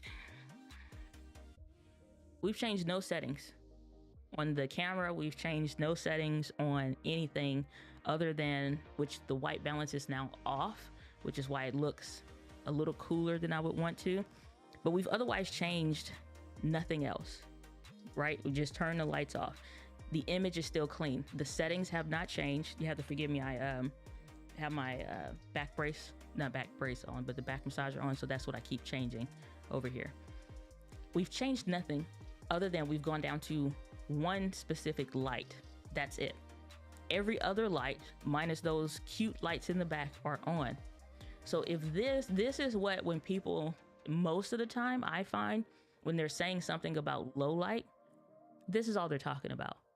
I could do the exact same thing and have on the ZVE 10, the Mark 1, and it looks just as clean, because it's not only up to it being APS-C or it only being full frame. It comes down to when you're in these lower lit situations, the blinds are closed, the sheer curtains are closed, it's got a tent on it, so there's no additional light really coming from the window. So now in this darker environment that's low light, this is what most people are kind of going for or whatever, you still will be fine. I could put the ZVE 10 up there and get the exact same image in 2 seconds. Excuse me, the lens does impact that by being able to add more light to the sensor. So that f aperture deals with light sensitivity, but this is even at an f2.8 on full frame. It's an APS-C lens, because I never switched from using my 35mm f1.8 OSS lens, but it's at aperture f2.8. So full frame is not the only benefit to it. So yeah, when you have the lower aperture, which is even if you're going for a blurry background, I like f2.8 or lower. I really like to get away from f2.8 unless I'm doing like a 70 to 200 zoom lens or something like that, then f2.8 is a chef's kiss. But if I'm doing something like this in here, I want that f1.4. I want that f1.8 because that does way better. I can always go up to f2.8 if I want to, but sitting in that f1.4, f1.6, f1.8 is going to look miles better. Adds more light to the sensor and increases the light sensitivity to the sensor on the camera. So whatever light you're getting, which is literally one light right here, then now I can say like, oh, it's fine. And again, the sensor does make a difference, but you're going to get the same kind of performance. This is not using S-Log3 or anything like that. So when you say lower light situations or whatever, most of the time this is what people talk about. Even if you out on the streets or whatever, you're still gonna have a street light or something. I've done vlogs where I'm out, ZVE 10 or ZVE 1, don't matter. It's the same thing. And that's on an f4 and f2.8 lens at different times or whatever. So hopefully that helps give some clarity when it comes to stuff like that. This is usually what most people are talking about, some kind of environment or something like that when they talk about low light. All right, so let's turn that side light back on. But even still, it's like turn that side light on. It just adds that little bit of field light or whatever. But if I want it to stay dark, which we might as well now, because I'm not getting up again until I turn the lights back on to keep working. But this is what most people are talking about, right? Which is hella dark. I don't like sitting in the dark. Just make you feel like you're sitting in a corner someplace. But I've done this with the ZV-E10 though. So we're talking about the DJI wireless mic 1s or their second that you like. The second ones. Both, honestly. I made that decision on the first ones. I got rid of the DJI mic 1s because I bought the mic 2s. Personally, I probably could have continued using the DJI mic 1s for a while, and it would have been fine. But any future updates, which is most of the time why I would upgrade or switch something out, is because if I'm looking for a certain kind of upgrade, which right now for me is noise removal. So like this back brace thing is making noise, audible noise that I can hear. You can't hear it because of my software that removes the noise rejection, and the microphone contributes to that and all that. But I like to have the ceiling fan on. If it's hot in the room, I want the space heater on. If it's cooler in the room, even with the heat on in the house. So it's like I'm trying to live like a real person. I'm not finna sit freezing or sit in the dark or sit, you know what I'm saying, for the sake of a camera or for sake of the image. I'm not doing that. I'm gonna live like a normal person. I'm gonna be comfortable in the house I pay the bills in. You know what I'm saying? So to that point, it's like there's noise being added, so that noise removal software or that voice isolation essentially helps. That was only possible on the mic 2s. They're not going to update the mic 1s, so I got rid of those. But I made that decision of like DJI being way better in my go-to mic from comparing the DJI mic 1s to the mic 2s. You don't need noise rejection software like that or whatever, or you're going to do it in post and you're fine with that, 100%. Get the mic 1s. Those are still fantastic. Still fantastic, and they super cheap now. So yeah, I'm using the mic 2s in my regular videos and stuff, but the mic 1s is what I made that decision off of as well. Saying thanks, this setup is low-key a vibe. I said I used to do the darker theme or whatever, because especially like if I put a Christmas tree this year in the corner, if I put a Christmas tree in the corner, then it's like, yeah, you want it darker so you can see all of the stuff. It has that vibe. We switched the live streaming music out at that point. So it's like for the holidays, you know, it's like we may go a little bit darker if I get a tree in here and put a tree up or whatever for Christmas, but because we're getting close, so I probably should make that decision. But then I go for the darker vibe, and I did this on the A6400, same sensor, same tech, same specs as the ZV-E10 Mark I, and it looks the same. So you, whether that's old streams or whether that is older videos from 2020-ish or whatever, I did the same thing. So you can do it on whatever. It's just up to you of what you get and what you like. Saying, yeah, I like this setting. See, y'all like the dark, but in real life, this is weird sitting in a dark room. You got one light on, because as soon as the stream is over, then I'm gonna go turn the lights on so I can actually see what I'm looking at. Because it just feels weird. You sitting in a dark room. It may probably look like a nice aesthetic on camera and all of that.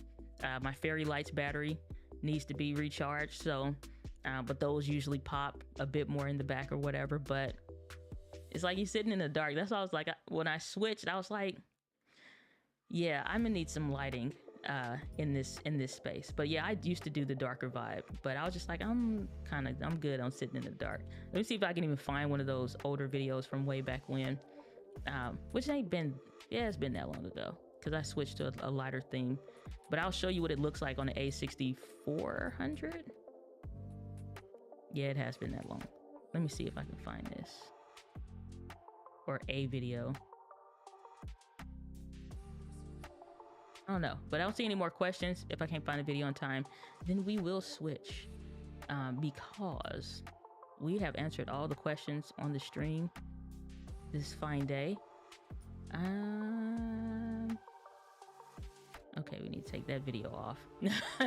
I'm looking at it. So, all right, so let me get to the edge of this video, because I did show how I lit those videos back in the day. And so this is what that looked like.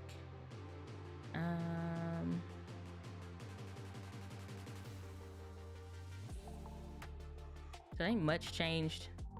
Just a little B-roll segment. All right, Diana, let's move it along.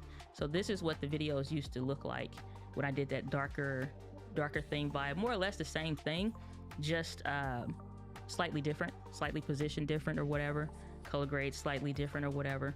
But this is what that vibe looked like. And so it's cool, there's nothing wrong with it, but I'm like, I also don't want to sit in the dark. Oh, shoot. And so I liked it a lot. It's a cool aesthetic, it's cute. Personally, I was like, I like it. But at the same time, I was like, I need to see what I'm writing and doing and stuff. So I was like, I'm gonna turn the lights on. And so I would need to fill in this other light, which would probably could just do turning that one on, which adds a little bit of a side light or whatever. But yeah. All right, let's see here. Let me get back to the chat. Saying, don't even mention Christmas. No, ma'am. People are already knocking the dust off the Mariah Carey. So to play the odd style, I saw somebody saying, because it's the All I Want for Christmas. And so he was coming outside and it's like, oh, it's a little cooler outside. And so you could hear the first part of the song just blowing through the wind. And people's like, it's almost that time. I freaking love Christmas. When I'm doing a talk or something like that, it could be the middle of June and I'll get up there and I'm like, what's up, everybody? Merry Christmas. And so I'll say it 24/7. I probably chill out around Christmas because everybody's hopped on the bandwagon. I'm absolutely ready for Christmas. I'm down for it. I'm with the 24/7 Christmas. Super chat coming in from Derek Brothers. Appreciate you saying, thanks for answering the questions. Have a cup of coffee in 30 days. It said everything about making a video on your setup and behind the scenes. So that video that I did on how I like my office is pretty much it. But honestly, the reason why I don't is because I live like in a real space. I don't make an Instagrammable desk. I don't, you know what I'm saying? Like it's cute where it's like, oh, this is, I only have a mouse and I only have a laptop that sits on a cute stand. My desk is messy. And so, what I mean, like it's my book. I have another book that I'm reading. I have this Jim Edwards copywriting book that I was going through for some. I have 2-3 journals right here. Now, you know what I'm saying? I got the Doc Pop sitting right here. I got some freaking ibuprofen. My desk is a lived, like you walk to some people's house that are, it's just really pretty, can't sit on the sofa or whatever. I have a lived in house. You know, your kids may have this over there. Maybe a table, not quite, you know what I'm saying? Like, so that's how my office is. The stuff I'm actually working on, the things I'm actually doing are right here on the desk. Am I willing to try to make it look more pleasing on camera for the sake of doing a video? No, honestly not. Because it's super simple. I got one light here, camera right underneath. The most you probably are going to see is like that lighting video, which much hasn't changed from that. Another light over there, but I just don't feel like it's that special enough worthy of doing a video around or any secret type things that I'm doing like behind the scenes. I mean, if it's something people really want to see, then I guess I would do the video, but it didn't seem like that interesting of a thing. Have a laptop, MacBook, light, camera, another light, little settee. That's it. Books all around. But if that's something people want to see, people like, yeah, we want a BTS scene. Okay, cool. I'll take the journals and straighten them up a little bit. put a bookmark in the book, you know, for the sake of doing the video. But it's not, like I said, it's not some Instagrammable level desk or set up more or less in that space. It's a real, like, this is how I work, this is how I get stuff done type thing. So that's, I'm like, it's not a sexy setup. It's just, you know what I mean? So I don't know. So y'all let me know if y'all want to see it. It's up to y'all or whatever. Alan saying, we want a tree. We want a Christmas tree last year. We may have to switch that over for Christmas. So we shall see. Hanu Suv, how you gonna say that? S-O-U-V, Suv. Good to see you. Glad that you're here. Let me know the correct way to pronounce that name. Send hi Diana, hi chat. Good to see you. Glad that you are here. Hanu, is that right? Saying, sorry to ask the last question. What are your current camera settings? Because we are feeling that it's the same. I haven't changed the settings. I have not changed the settings. If you remember, matter of fact, I could pull it up on the screen from the last stream where I showed you all of my camera settings and stuff like that. It hasn't changed away from that. So it is at the 119.9 for the shutter speed because of the anti-flicker mode on the Sony ZV-E1 so that you don't see any banding, especially in low light. If you have the anti-flicker mode in your camera, or a camera you buy has it, and you see that banding slowly in the background, anti-flicker mode solves that. So that's why it's at a much higher shutter speed of 119.9. Then see if I can find that live stream. I may have to go to my real YouTube channel, main YouTube channel page. Sorry, I'm looking for that in the background for you. Then the aperture is at an f2.8. I'm using the Sony ZV-E1, and this is with the Sony 35mm f1.8 OSS lens. That's an APS-C lens. It's just my favorite lens, so I just continue to use it. But it's set at f2.8 so that it's not overexposed. My white balance is set at 4700 kelvins in the camera, and I'm at 24 frames per second, and I can do 24 instead of 30 because I'm using Ecamm Live for my live streaming. To get rid of the vignette, I'm at a f1.1 on the clear image zoom using the zoom rocker, so that you get rid of most of the vignette, but you still have a little bit of that glow, or like it's a little bit of a slightly Gaussian blur-ish type stuff. I just like the way that looks in this setup, so I leave just a little bit of that because it's a natural fade. So I just love that, so I leave that there. But the settings did not change. I just simply got up and turned the lights off. Let's see if I can show you the camera settings on, but that I haven't changed any of that. Let me switch over to show y'all. So these camera settings are still the same. I didn't change any of those things. Oh, except the white balance, because it's getting winter time. And so this is, I give you a pro tip on top of all the pro tips I've ever given you. Because I have a window in this room, and because there is a little bit of light cast, and two, being out in the sun, what happens is I got a tan this year, which I had never had a tan before. So my skin got darker, but I adjusted my white balance. I didn't adjust the settings, camera settings. I adjusted my white balance. So in the summertime, I make the white balance slightly cooler because you have more vibrant sun. It's more orange, so to speak. It's just like a literally a ray of sunshine. When the sun is shining through, it's like that vibrant orange or tungsten look. So that adds a much warmer cast to the image. So because I do have I like to crack the windows or whatever when I'm going for the lighter vibe or whatever, so that I can be in a well-lit space. It's just a little bit, but it's casting a warmer hue in the room. So I make the white balance just a little bit cooler to even it out. It's now going into winter time. Stuff has shifted. The mornings are cooler. The days look cooler. Just during the day, even if it's a bright sunshiny day, it's still a cooler temperature. When snow hits the ground, or if it's an overcast day, it looks cooler and bluer. So to offset that during the winter time, or as we start transitioning to the winter months, which I've already switched, I switched to the white balance being slightly warmer. So that's why you saw in that video, or in that stream just a couple weeks ago, I was at 4,000 kelvins. I've been sitting at 4,000 kelvins for a long time. Now I'm at 4,700 kelvins. I made the image a little bit warmer. And I did change the lights just a little bit. But this video, this stream or whatever, none of the settings have changed. Even from me turning the lights on or off, none of the settings have changed. So that's just like I said, the live streams that fix the most frustrating thing on when creating videos or whatever. So I just went through my settings in that one.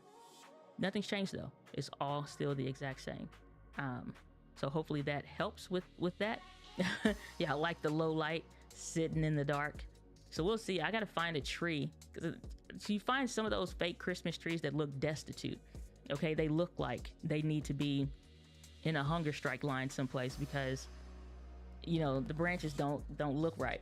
So I gotta find a tree that's small enough but still it's full and filled out. Because the one I had before, it's good that it was blurry, in the background or like really blurry in the background because you couldn't tell. But in real life, that camera looked like a Charlie Brown Christmas tree. We're not doing the Charlie Brown Christmas tree this year. It's funny because it doesn't seem dark to us. That's because the main light source, for me, is lighting me well. I'm literally right here. So what you're focusing on the most is well lit. So it probably looks fine on camera. It's like I said, it's a vibe. Everybody likes it. I'm down with that. I don't mind, you know, if it looks better to the community, I'm cool with that. In real life though, it's not bad, but for me, I just will want the lights on, or whatever. So we'll see as we transition into the winter timey type videos. And I already know she's going to answer that. Your room may be different and not be the same with her settings. I'll wait. 100%. Yeah, so it's not about the copy and paste. Said the I'll wait, like teachers used to say back in the day. So yeah, it's not about copy and pasting my settings, because your settings is always going to be based on your environment. That's what she's talking about. I literally say that every time. You can copy my settings, doesn't mean it's going to be great for your environment, because my lights are slightly different. So right now, just to combat like I said, when I switch the thing, I do this. I've never heard of nobody doing this. They say, you'll hear often like match the kelvins on the camera to the kelvins of the light. So you'll see like 5,000 kelvins on the camera. And then you'll also see the light set to 5,000 kelvins. Well, for me, I'm due about a 300 degrees different. So, or something, usually somewhere around that ballpark, between like 300 and 600 kelvins difference. So my camera right now is set to 4,700 based on the lights being on. I would probably change that to 5,000. But my actual light temperature, the kelvins that's set to, is 5,300. Just to even it out. And again, I'm going off of my skin tone too and what I like. So I noticed, for me, when I do 5,000 and 5,000, 4,700, 47, whatever the number is that looks best for you, I didn't like the cast that it gave my skin at the time. And so it just wound up being like a 300 kelvins type difference. So if it was at 5,000 on the camera, I would do 5,300 in real life. And I've always kept that little bit of a difference. It's just something personal that I do. So if I changed, which is my front one, this one. So this is at 4,300. You may not even be able to see it, but these are the slight micro differences. So this is at 5,300 kelvins on the light right now. And then if I drop that to drop that to 5,000, you see how I got warmer? Just a little bit, just a smidge. So this is 53. And then this is 5,000. You see how it got just that little bit different warmer? Now, what happens if I take it, now we at 4,700 and 5,000. So this, if I was to stay with the dark vibe, I would make that adjustment, because it's like that 300 kelvins, or I'd say like 300 degrees, 300 kelvins difference between, actually it's 4,700 and 5,000.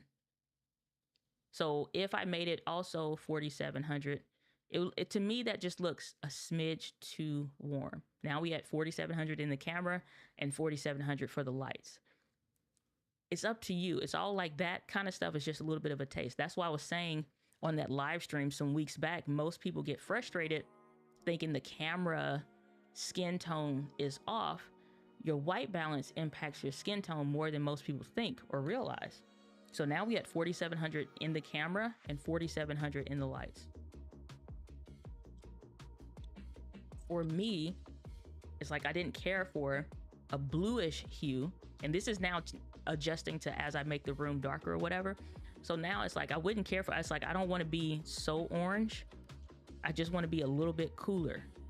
My skin is not orange, it's pink. Like it's the higher hues of pink that you'll see within that brown skin tone. So it's like I want to look brown with the highlights of the pink that's actually in my skin versus orange, more orange or whatever. So that's why I made that difference or whatever, if that makes any sense. All right, let me go back up.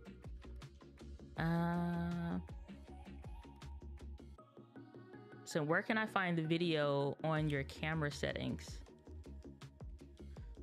For the ZVE1 or the ZVE10, honestly, let me show y'all this real quick. Let's go to the host chip version. So let's go to the Tubosphere. When you go to my channel, and then you go over here to the search bar, when you go here, if you just type in, like if it's Sony ZVE10 settings, and it's on desktop. I wish they implemented a better search bar on mobile, but this is on desktop. When you type in whatever the camera is, settings, you'll see for every camera that I own long term, for the most part, I'll do a settings video for it. So this is the video for the ZVE10 settings, which I think is the one that you have, Chat Night Africa. So I will drop that in the chat. So that's that one. And then for how I set my camera up for the Sony ZVE1, slightly different, but I usually don't change a whole lot. But that something like the white balance, that's just a seasonal thing. So Sony ZVE1 settings. So that's for the live stream, more or less. This is the complete like series setup video. And thankfully, since we can do the profiles, then it's like I have where you can access my profile and just copy what I have. You literally install it on your camera. So those are for the settings, even down to last one, Sony A6400 settings, which I love seeing people still like picking up these older cameras and rocking with it. So this is, we talking about thumbnails earlier. I updated the thumbnails. The lighting was not great on that one, but I think that's when I was, I don't know what I was doing with that one, but I don't like that. The way they look, it's darker, but it's not clean or whatever. And then you don't need the one for the A6400, but I was just talking about it. So that one is like, that one was one. I think those are the most common ones. I think even for the Sony ZV-1, let's go there. I said that other one was gonna be the last one. I think I did one for the Sony ZV-1. Yep, this is another one. So those are my settings videos. The only thing I don't discuss, because I didn't feel comfortable at the time, was the picture profiles, because it opens up a can of worms of color grading and stuff, which is not my strong suit. I will do it, and I've done it, and I've, you know what I'm saying, like do it for projects or certain things. But if I'm ever using like S-Log3 and stuff like that, you likely would never be able to tell in that video unless I audibly say something, because my first goal with any experimentation with color grading is just look normal. So when I first do some level of like color grading experimentation, my number one goal is to make that S-Log3 look just like the normal profile that I use. And I don't go into the settings and stuff because I don't want to deal with the questions that come after. Like people asking like, but I did this and it don't look here, and I did this, and it's like, yo, I'm not the colorist. I'm not a colorist. I didn't build the camera. I don't know what to tell you for some things. So I stay out the weeds of that, you know, and I'm just like, so I can say what I use, but it's so specific to like me looking at my hue of my skin. What's my white balance? What room and space am I in? For the most part, this should be space and settings agnostic, but more or less, I'm like, what looks good for my skin tone? So I look good, and like I look brown and not orange. You know what I'm saying? So I'll tell you what I use, or I can show you in a video at some point, but I don't get too in the weeds with that, because for a time it was doing more harm than helping when I would, you know, try to talk about that stuff. And I'm like, we're just gonna stay away from that. All right, so let me go back up real quick. Hold on, I think I skipped somebody. All right, so I saw a video on Mark Bennett using APS-C lens on the E1 with clear image zoom to get rid of the vignette. And it was kind of crazy how crispy and sharp the 4K looked despite the 12 megapixels being native to 4K. You're looking at the exact same thing. Mark does a great job when he comes to like gear and stuff like that, or what have you on his channel. So the thing is, every video you see at my desk like this, since I've had the ZVE1, you've been looking at it on an APS-C camera. Right now, you're looking at it with an APS-C lens on a full frame camera. even though it's 12 megapixels. There are some things, the more that, depending on how deep down the rabbit hole you go as a creator in tech, get into camera techs and stuff, you will find some arguments are ignorable. Megapixel count and all of that stuff, more or less, is an ignorable thing, because for most people, so what? For most people, it's one of those things where you're just like, so what? I don't care that somebody with a 60 megapixel sensor size camera like an A7R type series, so what? Are you doing professional work or some level of just like desire to have that so that you can zoom into a bajillion times? Nobody does that.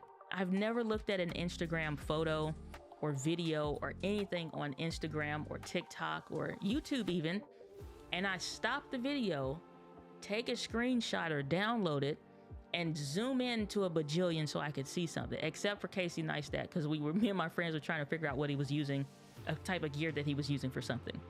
That's the only time the only time I've ever done it. I've never stopped watching a video, and most consumers never will, because they don't care. They just don't care. As long as it looks fine, they can hear you fine or whatever, if it's your vibe and aesthetic for your tribe, they don't care. So when people talk about, well, aren't you gonna miss the 24 megapixels between that and the 12 megapixels of the, who cares? Nobody has ever, you know what I'm saying? Like, I understand, like, we talk about that stuff, so we go another layer with it. But in the grand scheme of things for your audience, like if you're doing accounting work, they don't care. They care that their books are together. They want to see your stuff. They want to see you. They want you to be present. They want you to look good.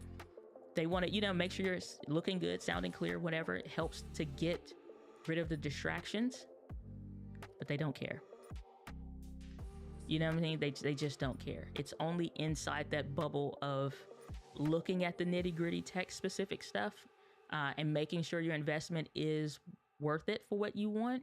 They don't care. Nobody watched the movie The Creator and said, oh man, that 12 megapixels really hurt the film from the FX3. Literally same sensor in the ZVE1. Nobody watched, not one single person watched that movie and it's like, oh man, that movie would have been so much better if they had used a higher resolution camera. Nobody says that stuff. So I don't get into the weeds with some things are ignorable. So unless it is an actively distracting feature, an actively distracting element of something, then it's worth paying attention to. Like autofocus, that is something that actually should be great.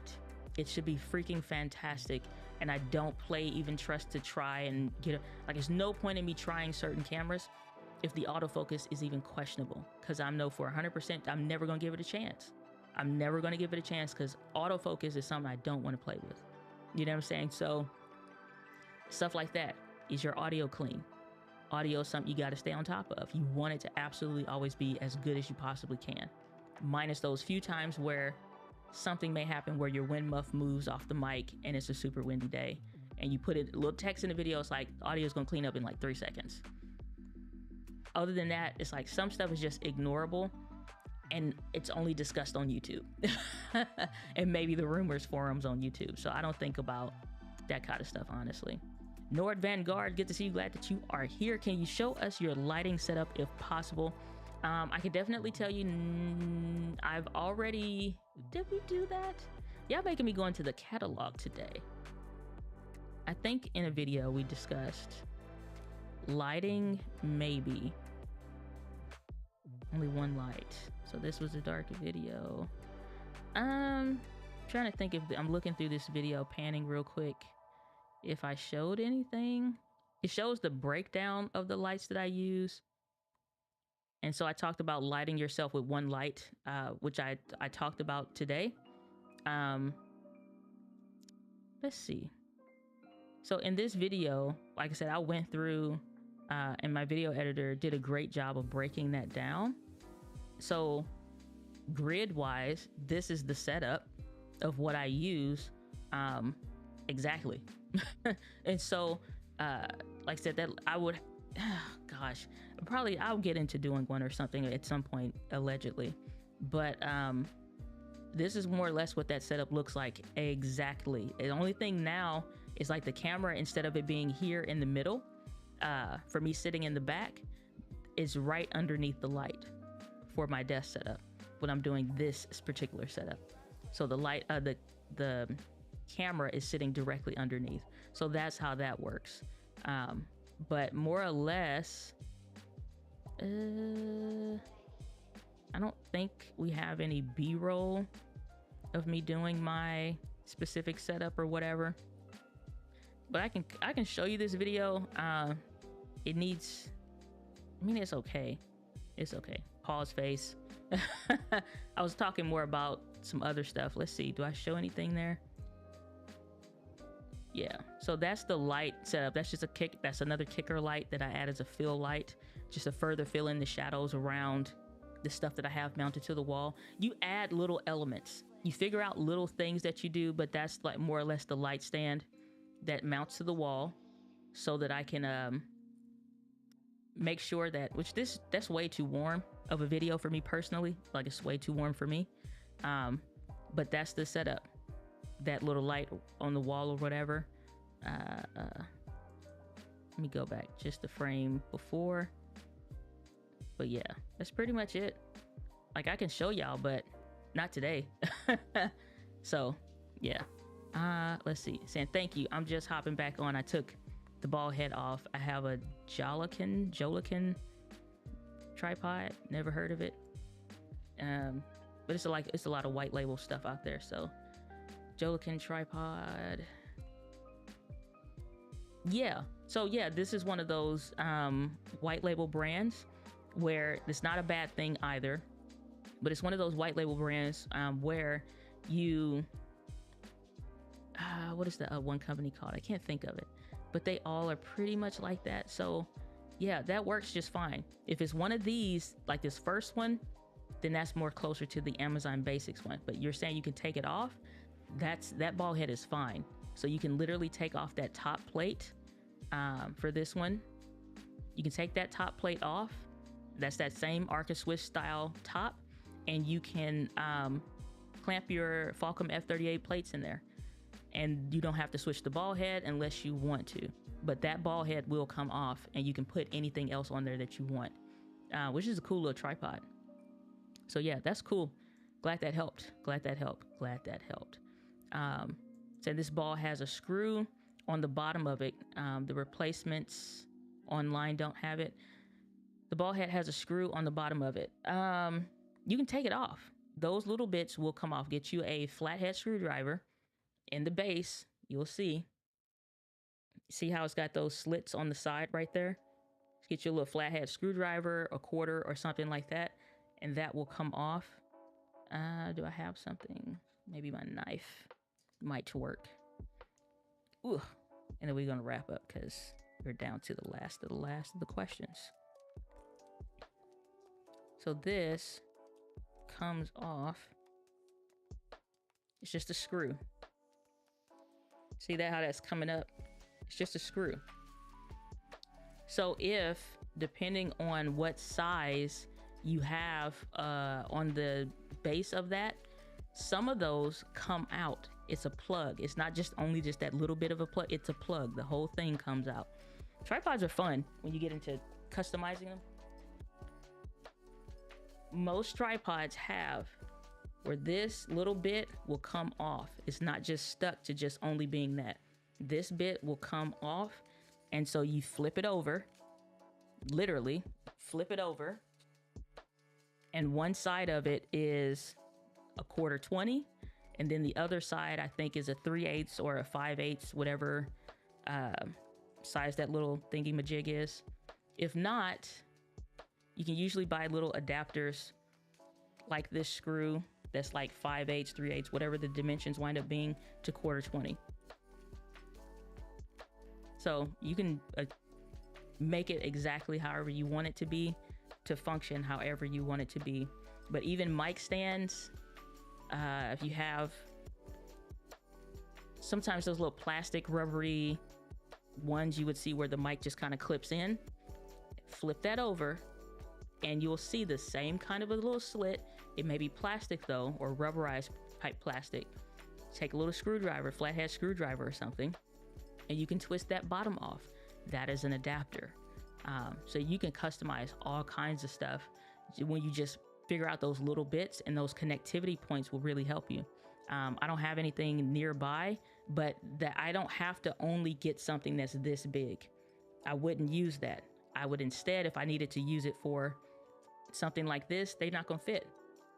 It's too big. This is too big. So I would take out that little screw that I just did, put that into the ball head, and then it would go directly onto this 1/4-20 adapter. So all you need is those little bits and bobs. I talked about on a short, a camera gearbox, build you one of those with all the little stuff that comes with all these little random accessories. Put that stuff in a little fishing tackle box. It does wonders. So just be able to have them like, oh, I wonder if this can fit this. I wonder if this can fit this. It usually can. It usually can. All right, let's see. Final questions. Are you using a low swing mic arm or a desk stand? It's the, what is it? The lower profile Elgato mic arm. That's what I use. So that's, if I raise this up. So it's just the Elgato low profile mic arm. I got this when it first came out because it was such a problem solver. So yeah, that's what this one is. All right. Last questions on the board saying I tried it with just adding the plate that is connected to my camera to that part to tighten, but it was sliding and it could possibly, it's not the right size then. If it fits, if you have something like this, then you need to take out, look around in the stuff that you've bought. Just look at the bottom of some of the things that you've purchased, and you probably have what you need. Those little accessories that you think, I don't need this. Go look back in that box. Go look back in that package. Usually, it's because you'll see like this is a much bigger hole, right? The same thing, I just pulled out the bottom of that Falcom F38 plate is usually what you need. Most of this stuff, they don't switch. Make sure I don't drop it and lose it. Most of the stuff, they don't switch it out that often. It winds up being the same. All right, so let me put this on here. So let's say I wanted to use this ball head with that handheld tripod that I'm holding up. Guess what? It fits, just like I said. So now, instead of that being like a 3/8, I think it's more like a 3/8, 5/8, I don't remember what it is exactly, to 1/4-20, now I can take the same tripod stand that would be on anything 1/4-20, and it will fit. You got the adapters, probably in some of the stuff that you use, which looks ridiculous, but it's the point. So you know what I'm saying? If it was anything other, it will still work just fine. So you have probably what you need. You just need to look at your mic stands, look at your adapters, look at your other stuff that you've purchased. And usually those little accessory extras that they give you, you probably have what you need in order to make it work for you and what you're trying to do. So it don't take much. Don't take much. Saying, thank you, Lady D. I have seen the video on your camera settings for the ZV-10. Awesome sauce. Saying, I shot a test video in 3200 ISO and was shocked at how well it turned out with the Sigma 16 f1.4. I could see the edges of my clean cut beard on the 4K 24p on the ZV-10. I had no clue what I was doing though. Cool thing is with that is you need to take a picture on your phone of your camera settings. Just hold it up. Just be like, oh, okay, let me take a quick snapshot. Take a picture. Then you'll remember what you did. And then do a test recording and say, okay, my camera settings, I'm sitting at 119.9 for the shutter speed. I'm sitting about 2.5 feet away, maybe right at 2 feet. ISO is at 2000. My camera setting is I'm on the S-Cinetone. I'm on the 4700 Kelvins for that. I'm at a 1.1. Like, say that's the recording. That's the test recording. Name everything that you changed on the camera setting. Take a picture of it with your phone, add it to Google Drive or Dropbox or something, and save it. So every time you get ready to do another video, if you make a change, you like everything else remaining the same, which is part of my procedure. In Dropbox, there's a folder in my team folder that says, with a screenshot of this. So let's say I change for this winter time and we make it dark like this. We put a Christmas tree back there and say Merry Christmas, everybody. We make it dark theme. I'm going to say all camera settings remaining the same. This, nano, whatever. We've changed the white balance or whatever. There's a document with all of the stuff that, like, ISO is at this, blah, blah, blah. The camera profile settings is saved in the document, or linked to it rather. And then I have a screenshot of what that looks like. That's it. I have a screenshot of what that looks like. So that way, if I go back next year and I say, okay, Christmas time is around again, I shouldn't have to rethink the same things I've already thought about. I already figured it out. Once you figured it out once, even if you don't know nothing about nothing, just log it. Just log it and save it. Your future self will thank you when you do figure out what you did. You know what I mean? So that'll be good. So I think you should affiliate link those color lights in the background. If you go to diana.link/lights, that is my main lighting setup. The ones in the background are not what you think they are. And the one video I talked about that I linked above about my lights, or like how to light your setup with one LED light or whatever, that tells you exactly what I'm using. So all that stuff, it's linked up. So it's diana.link/lights, I do believe. So yeah, it is. This is an IKEA light, just a light bulb, colored light bulb, nothing special, which is why it has the banding at certain shutter speeds. But I was, at the time, I think it was like 20 bucks or whatever, but it's sitting behind a bookshelf.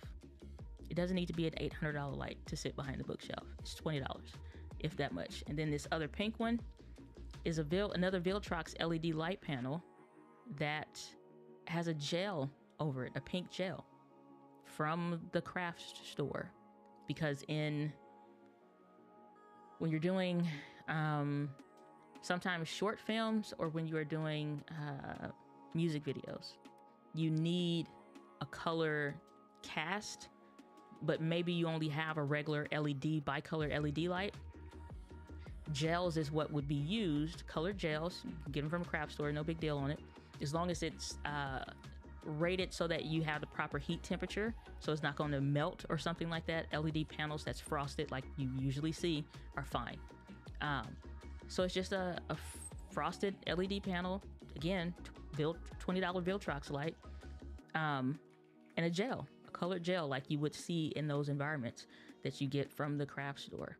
Cellophane gel. That's it. It's like that, maybe $5 or $7. With inflation, maybe 12. So that's it. That's those lights. It's no specific colored LED light stick or some specific brand, something that you need an app for. It is that. And I control it with my Alexa stuff. So I can say, Alexa, turn off the RGB light and the backlight. And then those lights turn off. And then I say, Alexa, turn on the RGB light and the backlight. And then they turn on. So I don't need an app. I don't need a remote. Just say that to her, and she tells me, she basically does what I say. And control. All of these lights are controlled. I can control them individually, or these main two ones come with the remote for Viltrox, which is what I linked to above in the chat. I keep like I said, my stuff is not some. I invest money on the stuff that needs to be invested well. And if I needed something better to do a certain thing, I would invest in it in a heartbeat. I don't have a problem with investing in the right gear. But sometimes the right gear is simple gear. That's it. Sometimes the right gear is simple gear. So I haven't changed stuff since 2019 because I haven't needed to. And unless something adds some additional value to what I'm actually doing, there's no additional value to just buying something new, unless you're just like maybe covering in like for the sake of content in the channel, then yeah, that makes sense. But just for me as a creator doing other stuff off camera away from the channel, it's not needed personally, not anymore. So yeah, saying it's like the second one. Okay, I get what you're saying. Saying thank you. How much power do you go on for the main key light? This sits at, let me make sure I'm at, 27%. So this one is at 27%. The lowest that these lights will get is 20%. So this would be, it's not that bright in essence. And I have a pop-up softbox by Defuse. That's all on my Amazon store. All that stuff is usually linked in my regular description. The live stream description doesn't have as much, but let me see if I remember it. Diana.link / let's try gear. Yeah, Diana.link / gear will bring up my Amazon store, and it links to all the stuff that I use. Literally, there's nothing that's left out at all, unless it's just maybe not listed on Amazon. But I'll put a link to that in the chat. So Diana.link / gear. Anything that I use is in my Amazon store. So the LED lights, my setup, the stuff I recommend. It's probably time to update some of this stuff, but these are the Defuse softbox lights. Some stuff just may not be available anymore. So like for a beginner's list, I still recommend these Defuse softbox lights. Newer makes one as well. My tripod earlier, where I was helping out with the stuff with the tripod, that's Suray, not like camera conspiracies be saying Siriu. That's not how you say it. It's Suray. The Viltrox links, I'm definitely gonna switch out these Rode Wireless Go's because these are not what I recommend anymore. And then the Viltrox light, everything I talk about, like I don't hold nothing back. As long as it's linkable or something like that, it's all there. All the stuff that I use, the other stuff. I had to do one for an event, video podcasting, my accessories. It's all there. I even got some different videos and stuff that's up there. Stuff I'm doing for my health, my current setup, see if anything needs to be updated. Still use the ZV-10, just not as much. My Focusrite, Sony 35. I switched to the small rig one, so I would need to switch that out. And I would throw in the Viltrox in there as well, because I've been using that more than a Tamron as of late. And then the Rode, I still have the Rodecaster Pro 2. I just don't use it as much as the Vocaster. And that's my setup. Like I don't hold anything back other than a couple things that need to be added. But other than that, it's like I don't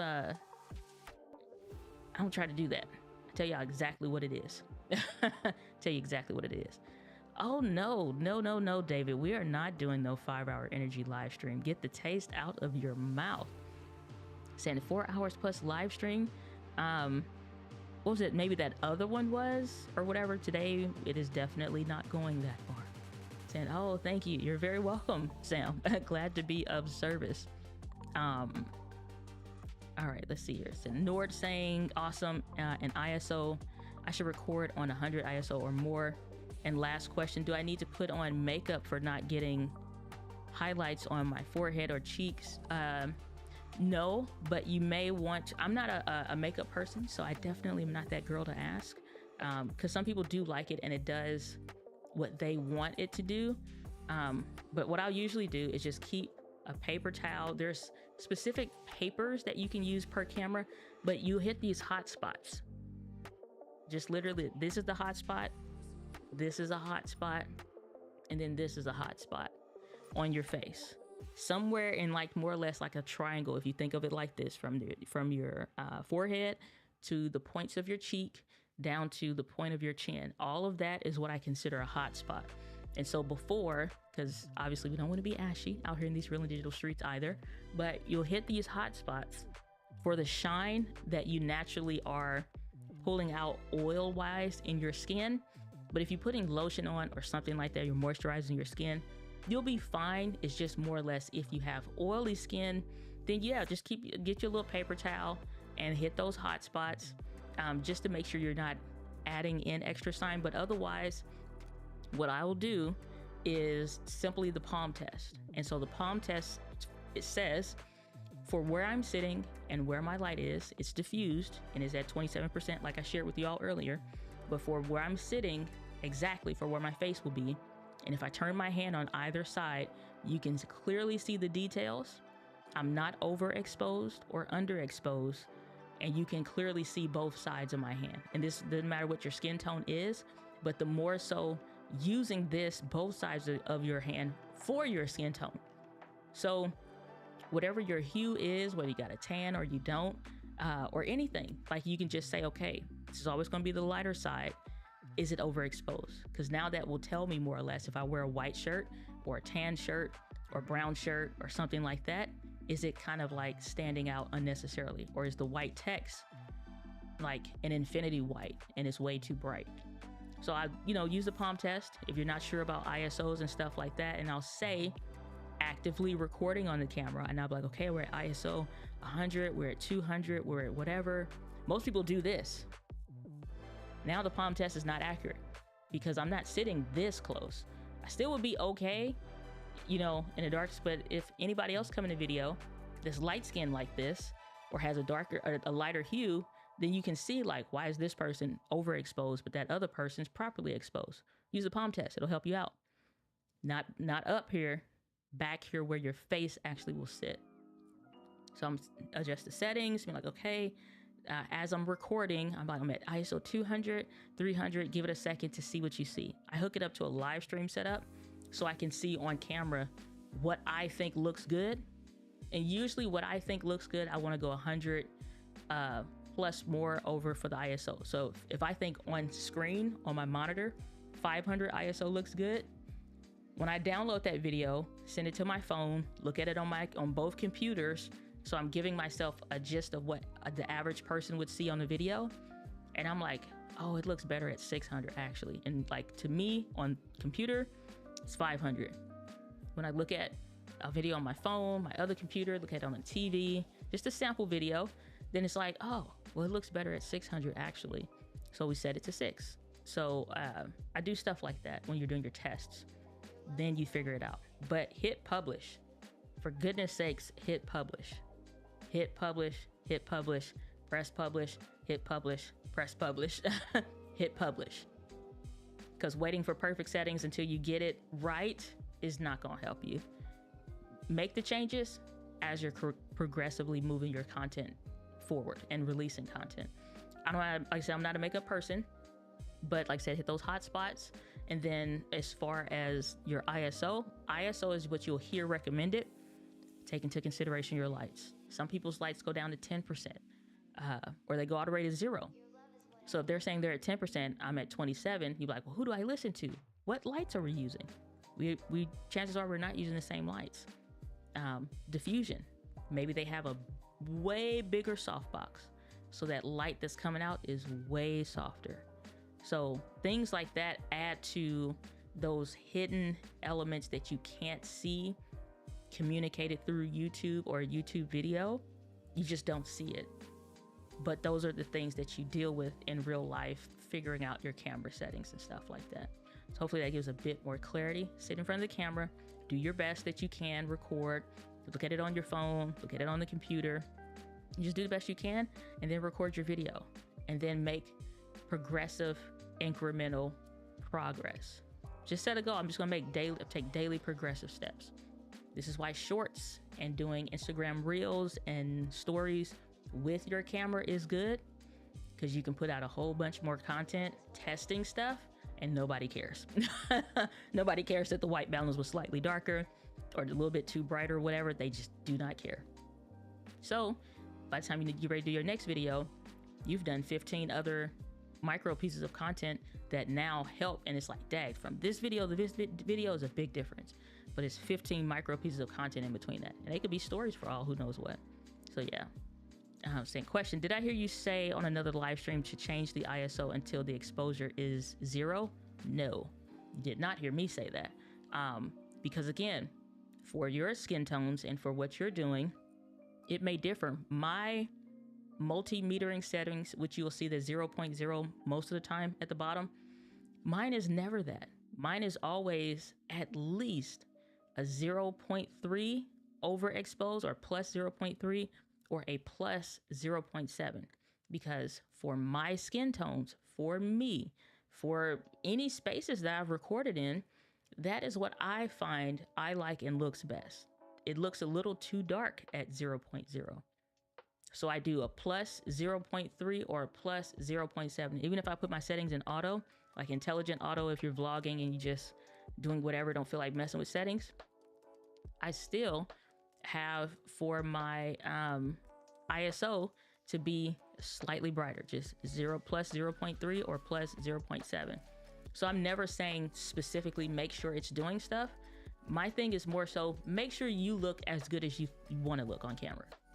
And that may go against conventional advice, but if conventional advice don't make you happy with what you're recording, with the gear you've invested in, it's the wrong advice for you.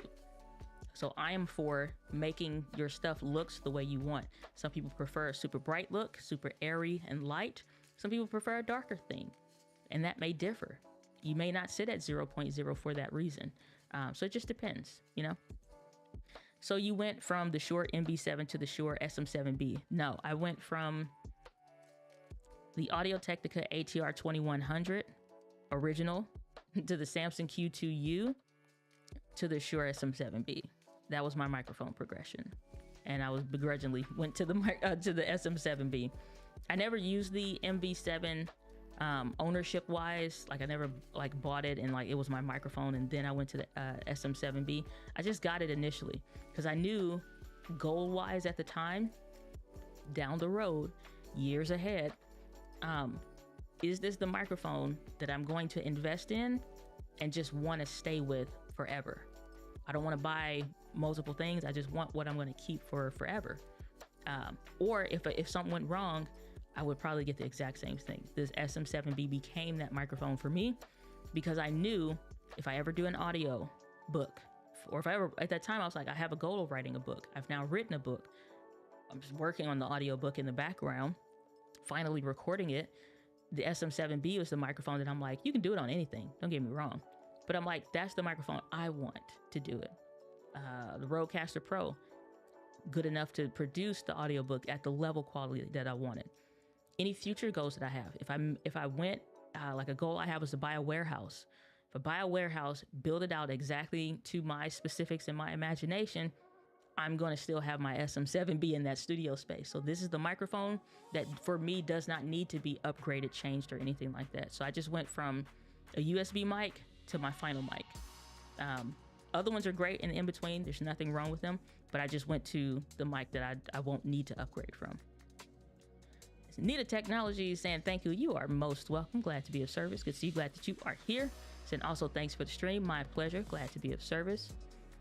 Saying what's a good portable light to do mini vlogs around the house? You don't need a light to do vlogs around the house. That's when you start learning your camera settings just a little bit more, and you can feed a little bit more into the ISO or your exposure compensation, which we haven't talked about on the channel. But usually you go with the light, especially a vlog. You know, but I'm telling you, when you're really doing vlogs in real life, or even if you're around other people that do vlogs in real life, we never have the camera with an LED mounted thing for our everyday going on it. We never do that. We don't, because it's unnecessary. We may have one in case we decide to do a part of a regular video, then we wanted more traditional lighting setup. And the one that I use, a small rig, was a gem when they sent this to me, because some stuff you get sent is just like meh. So this is one that needs to go into my regular setup. I'll pull it up for you. But the one that I travel with, the one that I use in the office, the one that if I ever needed a light on the go is the one that I use. Let me find that one. If I have it linked. Oh man, it was the little LED light on that other video that I showed y'all. But it's by Small Rig. I can't think of what it's called exactly. I love that thing. I travel with it. I use it all the time. It's a fantastic little kicker light. Oh man, I don't know what it's called, but that one video that I linked in the thing on the channel, like from doing it with one light or whatever, it's linked there. That's the portable light that I would use. If I ever needed a little light, I already have it. I would use that. It's the one by Small Rig. Can't think of it. Small Rig, LED light, mini. I like that one a lot. Here it is. This is the one. So I'll link to this sound. This is the one. Oh, I love this light. Oh my gosh, I love this light. It's USB-C, lasts for days. It'll tell you exactly how many hours of light that you have, and it'll be like, oh, you have 46 hours worth of light. I'm like, yeah, all right. I was like, okay, it's super slim. I added a magnet to the back so that I don't need to do a tripod attachment to it. So if I am someplace and I'm out, I just use my magnet that I put on there and put it to like a metal pole or something like that. It has the tripod thread already built in. It's RGB. Like, this light is the bomb. I freaking love this light. So this is the light. I'll link to this in the chat. But this is what I use and what I recommend and what I travel with. That was that kicker light that I used that I turned off earlier. But I love that light. That light is amazing. Saying, are you using the 16mm lens? No, this is Sony 35 f1.8 OSS. Saying, awesome, great trips. Thank you so much. Love the video, super fan. Much appreciated, Nord. Always glad to be of service. Saying, I'm not going to contribute to going the 5 hours a day. Please don't. Please don't. Saying, Dennis saying A6700 or A. Now see here. Wait a minute. I said at hour 2 that we was gonna end the stream. This is going into 2.5 hours, and y'all coming in here with all these questions. So you know what? I'm gonna answer the questions, but I'm gonna take a short restroom break because I'm like, wait a minute, 2.5 hours. All right, so we'll come back. I'll answer your questions in about 2.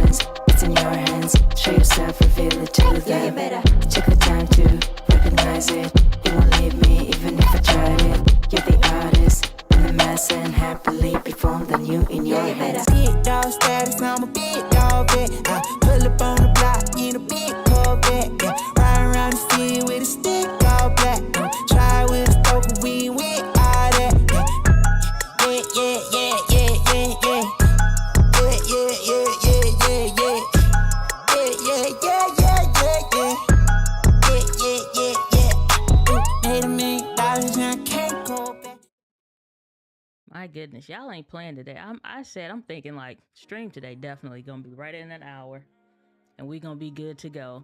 Now y'all playing me today because I just knew I'm like we only got like a question left, maybe a question and a comment. I'm like, okay, I'm gonna take a quick powwow and I'm gonna get some water. It's all right. You got questions? We'll go for a little bit longer. Till we finish the questions. Like I promised, we get to the end of the questions in the stream, allegedly. All right. Let's get into this. Okay. Jeez. Okay, Dennis saying A6700 or the A7C Mark II for low light late night park shoots using anywhere between ISO 2000 and 12,008, running, biking, skipping, etc. Do I need to worry about rolling shutter if I'm going for the A7C Mark II?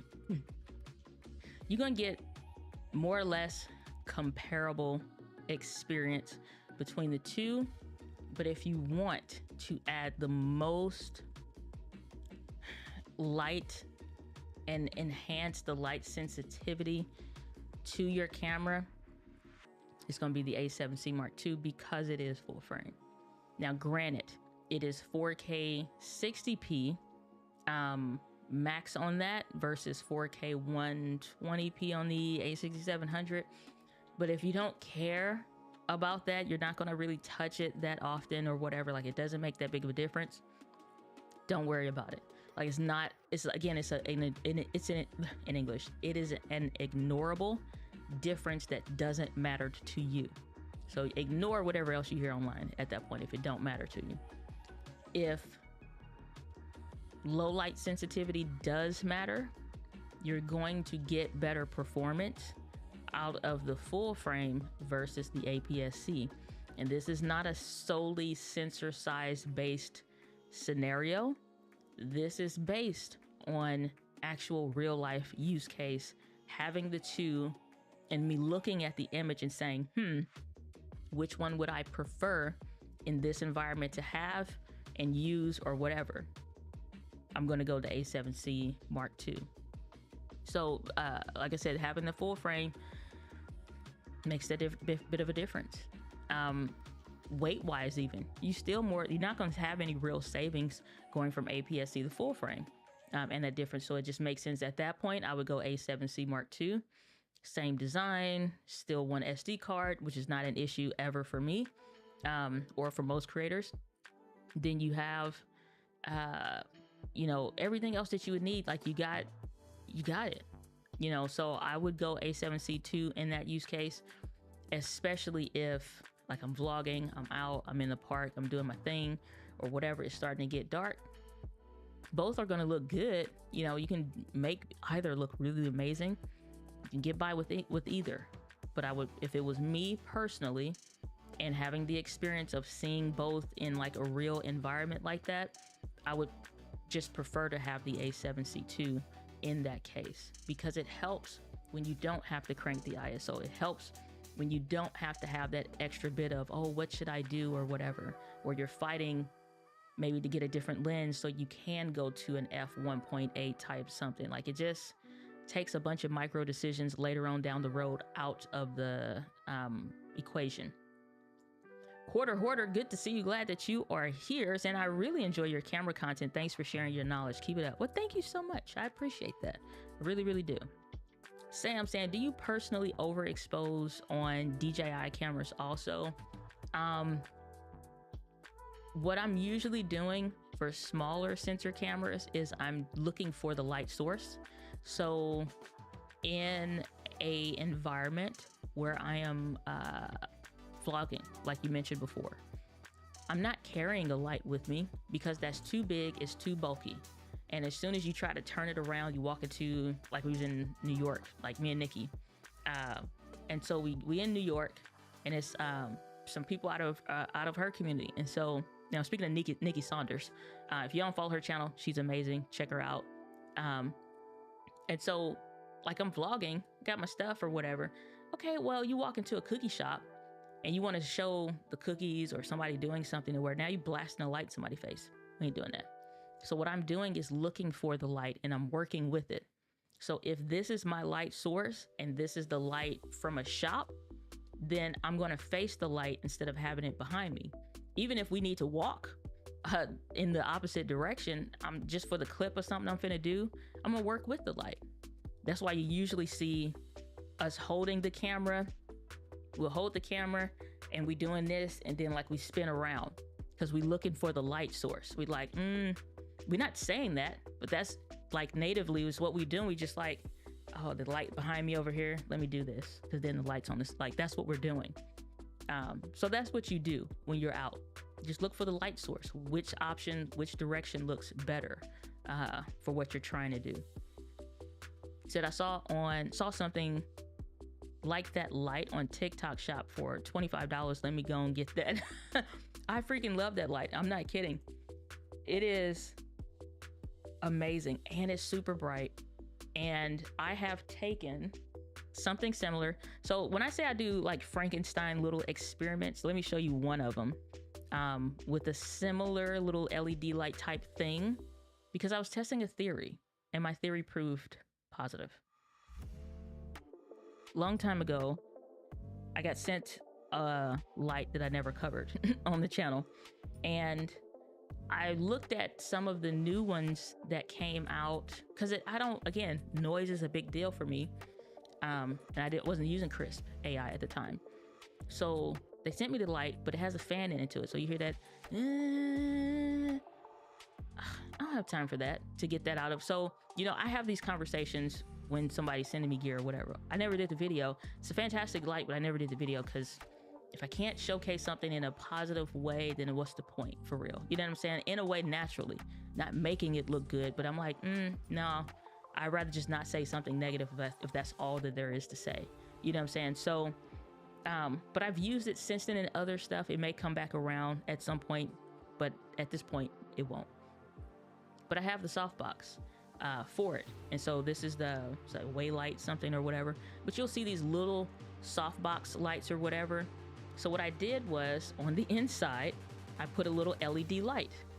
And so I wanted to see, can I make a portable LED light based softbox? Like you see the little chip based ones, it's like the Cobb sensor chip on board is what that stands for. And it looks like maybe like a smartphone in the back of it. You'll see those. Those are dope. But I'm also like, I already have these little LED lights with me when I'm traveling or something. If I needed a softbox, could I make one? The answer was yes, I could.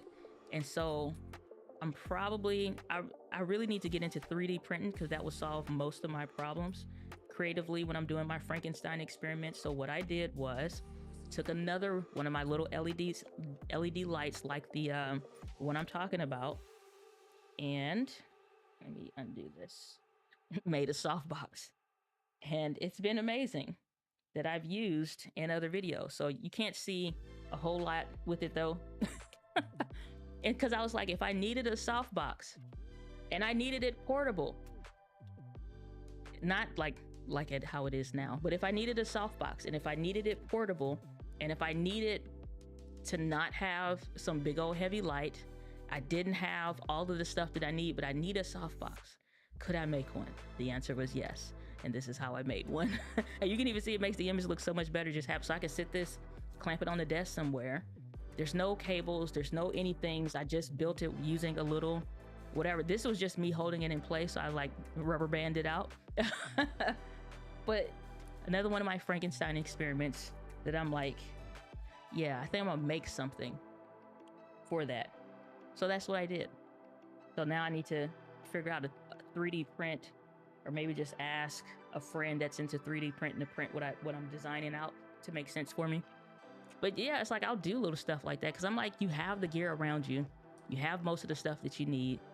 Can I just make something real quick that works for me? And the answer most of the time is yes. So that's another one of my little Frankenstein experiments that I've used for certain stuff, because I'm like, I don't want to run cables. I don't want yet something else to, like, how can I make this as easy and simple and stupid as possible, like with the least amount of effort? I'm like, I can use LED light, put it in a softbox, and make a softbox light without, like, have all the hours that LED light can do in a portable package. Takes up no space. There's even smaller softboxes that do that with stuff I already have. So a lot of times just solving your own problems. So if you got something like that, a lot of flexibilities. They have certain ones have their own dedicated LED light source, but I'm like, these little LED lights are strong enough to go head to head with my bigger LED light panels. I was like, I just would need to diffuse it. So I did, and proof positive. I could hook it up right now, put it on a light stand or whatever. I'm like, okay. I was like, okay, I'm like, I solved the problem. Solved the problem. Saying, wait, I'm gonna get the one you linked. Okay. Saying, wish you all the success, chat. All right, peace out, Derek. Good to see you. Glad you're here. Saying, nice transition on your break. Ever do a video on how to set that up? Everything I use is with Ecamm. So when I'm showing my stuff, is just like I said, it's not super complex. Let's do this here. So this is Ecamm. So behind it is just my Google Chrome browser that I have open. The music is right here. I got my playlist in here. So all the stuff that I'm using is inside of here. The main feed is here. And when I'm going to show the music, it's just the pre-show music. If I'm going to show the screen, if I was going to show you, which, like I said, again, just the Chrome behind me or behind what you're seeing, then I just click that. If I wanted to do the smaller version, if I need to show more of what is on the screen and stuff like that, then I'll do that. But otherwise, this is just using Ecamm Live. I've been using Ecamm Live since 2018 or something like that. One of the main reasons I switched to Mac, so I can use Ecamm. So anything that I'm building, trying to do or whatever, Ecamm. So it's just one click, or I even have it connected to my loop deck and I can press that button to trigger that. So yeah, that's how I do that. Saying allegedly, last question. 100% allegedly. Shoot. KWalk Comedy, good to see you. Glad that you are here. But yes, also, Derek, to your point, will I do a video? Yeah, because I'm getting ready to update my Ecamm playlist. It's been a minute since I've done the Ecamm stuff, and so it's time for that to see a rebirth. And so I'm gonna do that. Will probably, as we go deeper into like how I do my setup, which is very efficient, I would definitely say. So I love this. So I freaking love Ecamm. I just freaking love Ecamm. But yeah, and Ecamm has added so many new amazing features as well.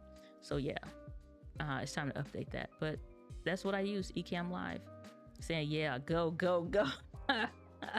Oh my gosh. What is up, Lionel? Stanley, good to see you. Glad that you are here. Saying, love your work, D. Much appreciated. Much, much, much appreciated. Saying, full frame, even if it is less megapixels. Here's the thing. When you log off YouTube, or you just close the app, because who really logs off these days? But when you pull yourself back away from all the they says, self-included, on YouTube, and it's you and your camera and your ideas, what do you value the most?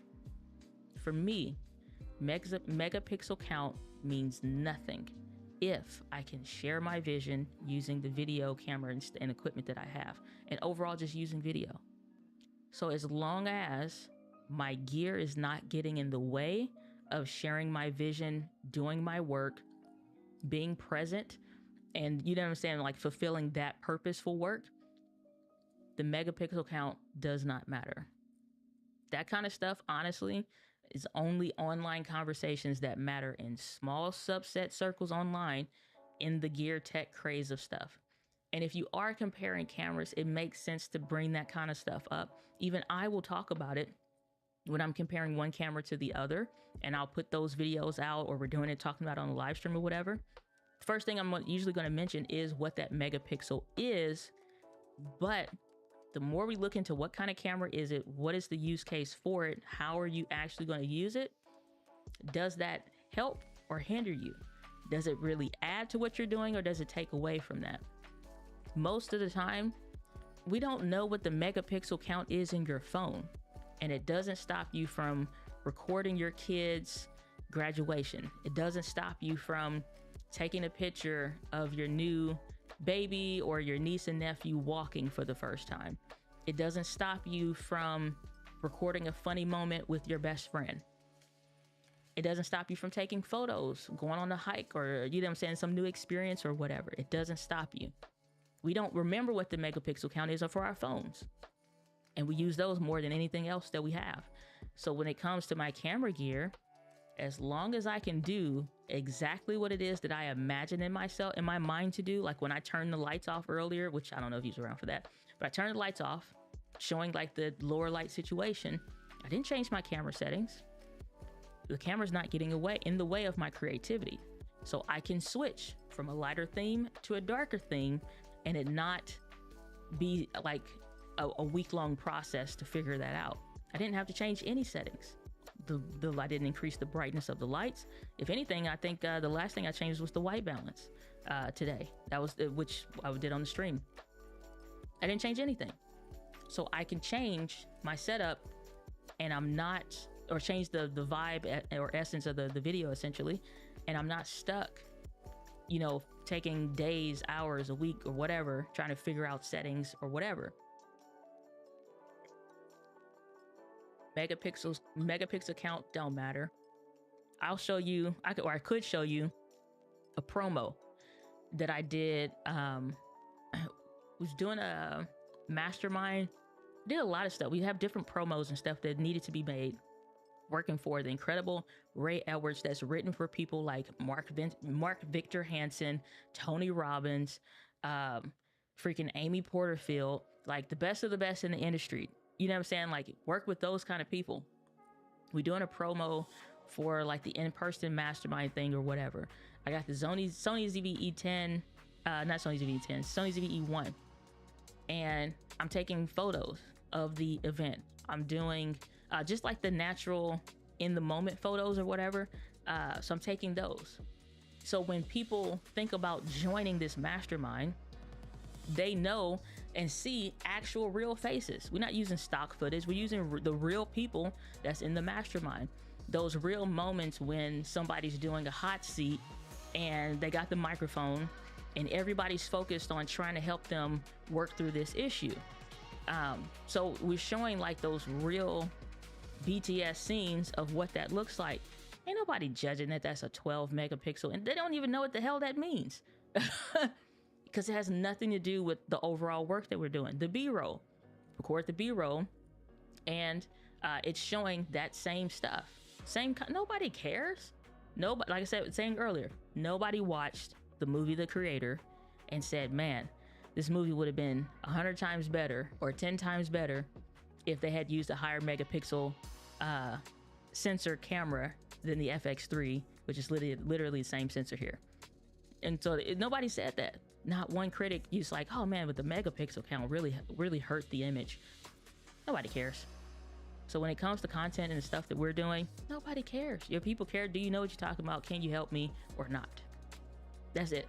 Do you know what you're talking about? And can you help me or not? Do I need to click on another video or not? Are you going to get to the point or not? Are you going to explain this clearly for me so I can understand and actually use what you're talking about or not? People care about what they care about first. Then they'll be like, man, it's a fantastic video, but the audio is really hard to listen to because it sounds like you're down the hallway. You know what I'm saying? Like if that's, you're getting stuff like that, then it's like, oh, okay, let's fix that. Or people like, man, this was fantastic, but I couldn't see the screen that you was pointing at the whole time, so it didn't really help with you trying to show the back office accounts of, you know, how to build $1 million business. And be like, oh, okay. Then we fix that kind of stuff. But otherwise, it's like, nobody care about some of those little things. It just becomes little things. So that's my approach when I'm teaching and talking about that stuff. Do you have a tutorial for full frame camera settings? I did try to look. I put it in the chat of my ZV-E1 camera settings. I think probably it's probably time, which fun fact, which I don't know how this is going to get announced, but I'm just going to say it now. So I'm working with Justin Brown over at Primal Video, so you start seeing me over on his channel very shortly. So that's the reason why I'm bringing that up is because I know I did a video over there around it, so you'll see that come out in the space, but it probably does make sense, honestly, Sam, for me to make my own video around the full frame camera settings, because people are either in transition away from APS-C to full frame, or they're solid and they're fine with APS-C, which is nothing wrong with, and they're not trying to make that transition. But it probably would be helpful to kind of make that kind of video around the camera settings, but more or less the same rules still apply regardless of the sensor. I'm still gonna do the palm test or teach that if that's the simple way to understand the lighting. You still need to know the white balance and how that's impacting it. pick a more pleasing camera profile than just standard for some people. Like my face recently broke out this past week or whatever, last 2 weeks or whatever, and so the hyperpigmentation it just stands out for when it comes to those spots. And so it's stuff like that to where standard picture profile never looks good on my face. It just shows and highlights all of the hyperpigmentation on my skin, and I hate it. So I switched to something totally different. Some people prefer natural. Some people prefer the neutral. Some people prefer standard. And then some prefer the pro version or whatever type stuff. So I sit in front of the camera and I'm doing like this, which is why you'll see people do the head test turn thing. It's not just to be, it's just like, hey, let's just turn to the side. Like the Michael Jackson video is like, doesn't matter if you're black or white. But no, you're doing it to show the different parts, like of the cheek for the roll off or whatever, for the different imperfections in skin and how it looks. You know, and it's just like, so you always see that little clip in there, but that's why. So sit in front of the camera, figure out, put it on standard, be like, okay, this is standard. On camera, it looks like this. On the computer screen, it looks like this to me. I don't know if I like this. Switch to the next one. This looks kind of muted, looks kind of flat. I don't know if I like this. And so you keep going through it and you figure out which one you like. So that's what I do. Then, okay, my last question, but allegedly said that is creative and resourceful. My little LED light softbox. Saying thanks, Diana, was leaning towards the A7C Mark II as well, based on low light performance. So rolling shutter is not an issue for my content. Again, running, biking, skipping, maybe some shadow boxing. So with that too,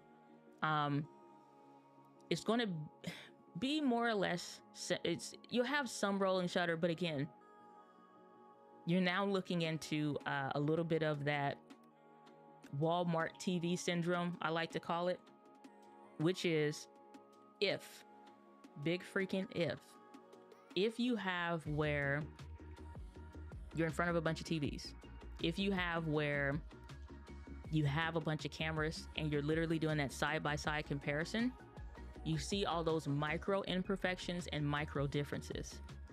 See what actually is your use case in your environment for like what you're doing, or more or less, and just go from there.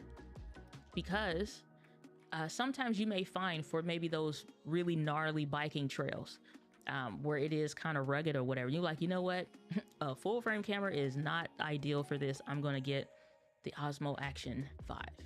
You know, so I'm gonna get that one because that actually is better, it's smaller. I don't have to worry about if some, you know, breaks or gets cracked or whatever. You know, so in some of those environments, you may find that something's a little bit different, is better for your use case or whatever. So something to consider, or even your phone, honestly, for those bits of it. But yeah, just don't get lost in the sauce when it comes to some of that stuff. Nord Vanguard saying, how do you work around when you don't know what to talk? I guess you mean like what to talk about online. Let's see. What do you talk about? What is the channel about though? That's usually the thing.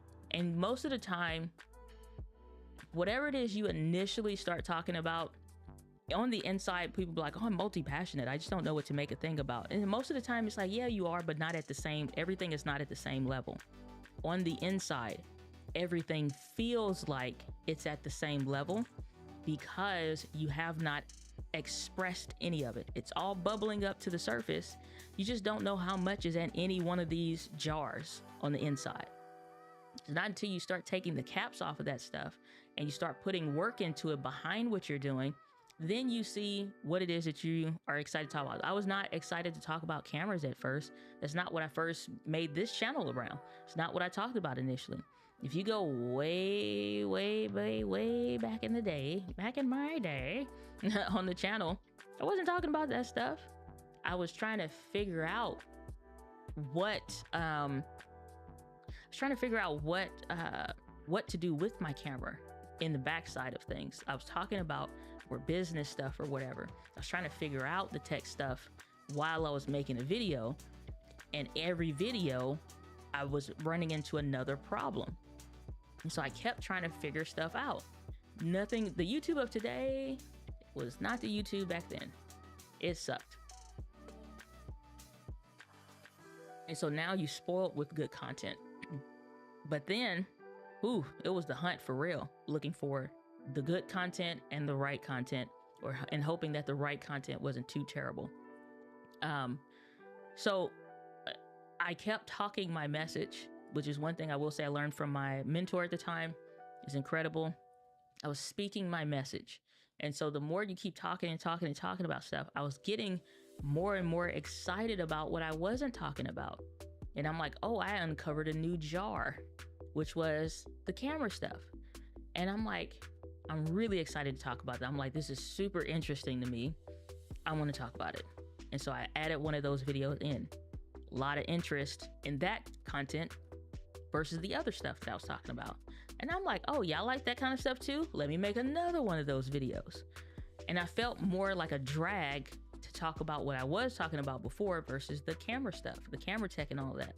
And I was like, well, shoot, if y'all like more of this camera stuff, I like more about this camera stuff. I'm not as passionate as I thought I was about the other stuff.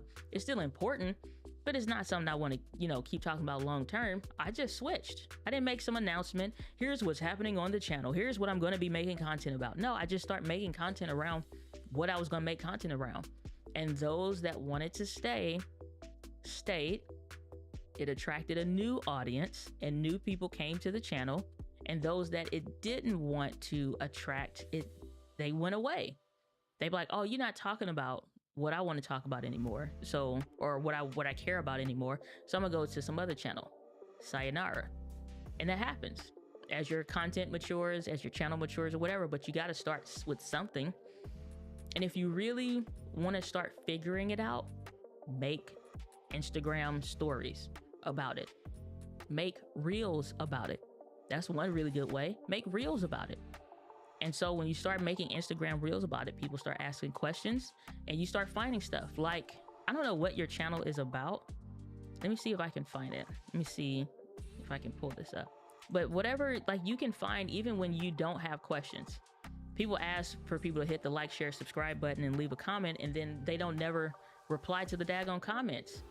I used to have clients that be doing that stupid stuff, and I'm like, so you ask people to like the video, share the video, reply to me, talk about this, blah, blah, blah, and you don't reply to your freaking comments. I don't care if somebody just said thank you. Say you're very welcome. Say you're welcome. Say appreciate it. Thanks for watching. What are you trying to accumulate them? You trying to hoard comments or something? It don't exist. People gonna get annoyed with you, and then they're not gonna reply no more, and eventually they gonna fall out of quote unquote love with watching your content and your channel, and they're gonna go away because they saying, you know what, you don't care nothing about us, you don't care nothing about the comments, you don't care nothing about engaging with us. You ask us here for what? So you can feel like you're sitting on top of a mountain or being somebody important? People got other stuff to do. They got other channels they can watch. So it's like you get comments, reply. What you find is past the point, and it's like I try to do the very best that I can, and I still go back. It'll be a comment from a year or 2 years ago or something, and I may have drilled down to finally get to those comments, and then I'll reply to it. Still, I'm like, I don't know if you still need this information. I'm just finally getting to reply to this comment, and I'll reply anyway. And they're like, oh, thank you so much. I actually never got an answer around this. And I'm like, alrighty then, if you have more questions, I stay active in my comment section. To this day, I do the exact same thing. So you got a brand new channel, more or less, and let's take a look here. I was not intending on doing this, but let's take a look. So you got more or less a brand new channel and ultimate YouTube channel for gaming enthusiasts with a passion for something. Shooters and extraction shooters. Okay. Let's make this more normal language. We're coming to see you. So it's like, here we dive into the world of tactical gameplays, covering everything from Call of Duty strategies to intense thrill of extraction missions, whether you're a seasoned veteran or... Okay, this is not necessarily about what the channel is about, but give people a moment to learn about you and, yes, what they can expect. So talk how you actually would talk.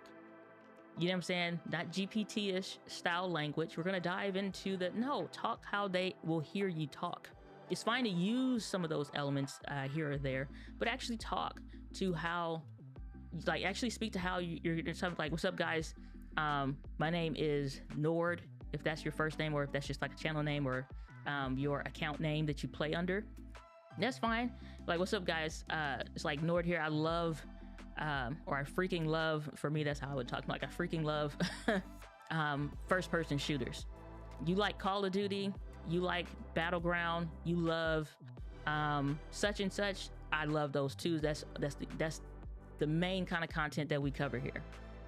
And so it's like, at this point, it's like, whether you're seasoned or a newcomer, they don't have the same stuff in mind. And yes, I game, so so like, I can speak to this too.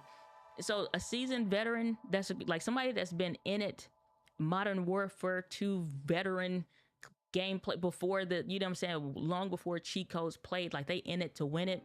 Like think of somebody like Grandpa Gaming, taking some stuff from what he knew about in real life being a sniper and adding that to the gaming space. So somebody like him that really knows of like how to really fine tune a sniper rifle in real life and a game, he ain't gonna have the same interest as somebody that's brand new. But there are commonalities between the things that would attract somebody, like the game. Essentially, like, everybody plays Call of Duty or whatever, or if you only play retro games like early 2000s on back, then say that. If you only cover, like, say, first-person shooters, then say that. But just a shooter game in general, you got open world games like Far Cry and stuff like that that are also, it has shooting elements, but it's not like a Call of Duty. So what's the difference? You know what I'm saying? Like, so speak to them like, you know what I'm saying? Like, you speaking in third person also here. So join us as we explore. Yeah, don't use ChatGPT for this. Not in this case. Talk to your people, because who they coming up, especially now, we can come to the channel and we can see, so makes a video around some other stuff other than just the shorts, like some other filler content. So you got some stuff going here. Let's see real quick. So you got the full down here. I would probably add some captions to this just so that helps, or whatever kind of a thing. I don't know, because I've been out of it for a minute with the games or whatever, but created from something, Call of Duty, okay, Warzone. But is it the same? What is this? Which one? You know what I'm saying? So, excuse me. So something like that, you know, people want to get to know you, they want to engage with you or whatever, like, make yourself even bigger. Like, don't worry about giving them the full person view and the map. They don't care about that for shorts. Like I said, we don't care about that for shorts. I want to see, are you finna snipe the hell out of this person?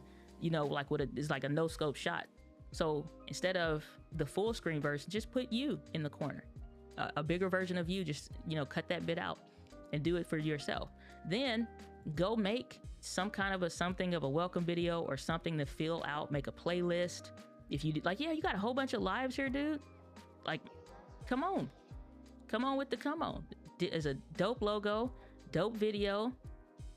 Okay, I don't know what this is about. Let's see real quick. Hey guys, and welcome to my channel. This is the short update, like, because I did a little bit of editing, or not editing, a little bit of tuning on my setting for the OBS. I just want them to be. Okay, so I can tell you, your audience don't care about the tests. These can be unlisted videos. Because granted, I get it. As a creator, we need to do unlisted videos to test different stuff. I do this a lot myself. So they don't care about that though. They don't. So you can unlist those videos, make a dedicated video that's like your own. Like, imagine if Ubisoft or any of those other companies or whatever hired you to do a promo for a game. How would you do a promo? Even if you don't know nothing about nothing, it's AI editing tools and stuff out there as well. What's some of your own highlight reel? If you had to make a highlight reel for yourself, your best moments of your game, then what would that look like? You know what I'm saying? So you have a bunch of lives and stuff like that. You putting out content, you got long form on there as well.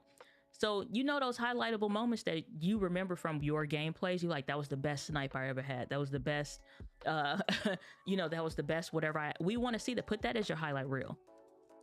You know what I'm saying? Like, so people can get a taste of what kind of stuff you play. Is it where you have voiceovers in the game and we're playing and it's a let's play, or is this a no commentary gameplay type something? You know what I'm saying? So I would say, when it comes to stuff like that, and you're trying to figure out what to talk about, oh my gosh, the gaming space is so vast. Know who you feel more comfortable talking to and lean into that. So when you build the channel out, like when I click on it, I'm not finna watch, and it don't have nothing to do with subscriber count. It has nothing to do, there's no thumbnails. I don't know what game I'm initially looking at. If I'm looking at a longer version, I watch 15 and 20 hours worth, like in the background, and let it roll for games I really love, of just no commentary, because there are certain seasons of me watching games when I have like that freedom time, or it's in the evening and this is just my time, I'm not working. I want to watch a game. I want to watch somebody play, but I don't want to be involved. There's other times where, like when I used to leave work from the bank, oh, it's Friday, it's at such and such time, the stream finna start, I'm finna hop on with such and such in my community. And we would be on, and it was a live gameplay, and so I expect that conversation, and I'm looking forward to that. But there are other times I just want to watch the game, or maybe I want to see what the storyline is like. So I'm just watching the movie version of the game. So it depends on who you really are targeting. But somebody that's a super veteran and a newbie in gaming don't care nothing about the same things. They're different. And you'll know from the gaming space, a lot of veterans don't want nothing to do with noobs. They don't want to be involved. They don't want to play. They want to chill. They don't feel like the excessive cursing and going wild, and like they don't feel like dealing with that, or a bunch of bots and cheat code. They want to play with other people that just got off work, that want to unplug, that want to, you know what I'm saying, build their own tribe or whatever. You have your groups and stuff like that for your gaming groups. They want to hang with their people. So if they want to watch and engage something like that, they want to feel like they are a part of a community, even if it's you just kicked off the channel. So you're putting out a lot of content. Now you're just trying to put a little bit more thought into how you approach the content. But keep publishing, keep moving forward. You will figure out what kind of stuff you're more excited to talk about versus the other stuff that you're not, even for something like gaming. So like I said, I can speak to that because I'm all into that. So then last question, promise. Y'all, yeah, all right. We had 3 hours. So do you outsource your video edits? I fall asleep while doing it. Saying newbie. Yes, I do outsource my editing. And so initially I didn't though. It took me a little while to hire a video editor at first, because one, it is good to figure out and like get your hands dirty a little bit when you're doing it, just to know what kind of stuff to look for, what kind of stuff to fix. Because most people give a video editor Babbage and then expect them to, you know what I'm saying, kick off and do an amazing edit. And it's like, you gave me garbage to work with and you're expecting a masterpiece. How? So sometimes it is good to get your hands in there so you can figure out what to do and what to work with, and, you know, hashtag all the things. But past that, it's like to, you know, buy back your time essentially. Then yes, outsourcing and hiring a video editor makes sense. Finding somebody that you work with and gel with best is good, versus just like random folks on Fiverr or whatever. So at least that's my recommendation or whatever. But outsourcing the editing, yeah, I'm 100% on board with that. But there is a portion of like those early days where it makes sense to know what you should give an editor versus what you shouldn't, so you can be open to making adjustments to make their life easier versus just throwing them whatever kind of stuff. But yeah, you can outsource, and if it does make sense on Fiverr initially, go with that, just to get your hands off of the edit and, you know, get back to work. Saying just picked up that, like, oh, cool. Saying, did you do it on the new menu or the old Sony menu? It depends on the camera. So the camera that I cover, whatever that camera is, if like the newer ones is the Sony A7 IV and the Sony ZV-E1. The older Sony menus are the ZV-E10 Mark I, the A6400, the A6600, the ZV-E1 Mark I. So it just depends on the camera if it's a newer menu system. If I recall, if that's what you're talking about. So Ulanzi 40 Lite is awesome. Yeah, Ulanzi is dope. So you're awesome, Diana. Glad I found your channel. Well, I appreciate you coming by, Dennis. Glad that you are here. And thank you so much for letting me know. You are most welcome. Glad to be of service. And with that, we have hit the bottom of the questions. And guys, I hope you enjoyed this particular stream. Got to receive a bunch of value, insights, and hashtag all the things. Hope you guys enjoy your weekend, get you some rest, and live life the best that you can. That, guys, Live Passion. I'll see y'all on the next one. Remember to create, post, repeat. I'll see y'all on the next video.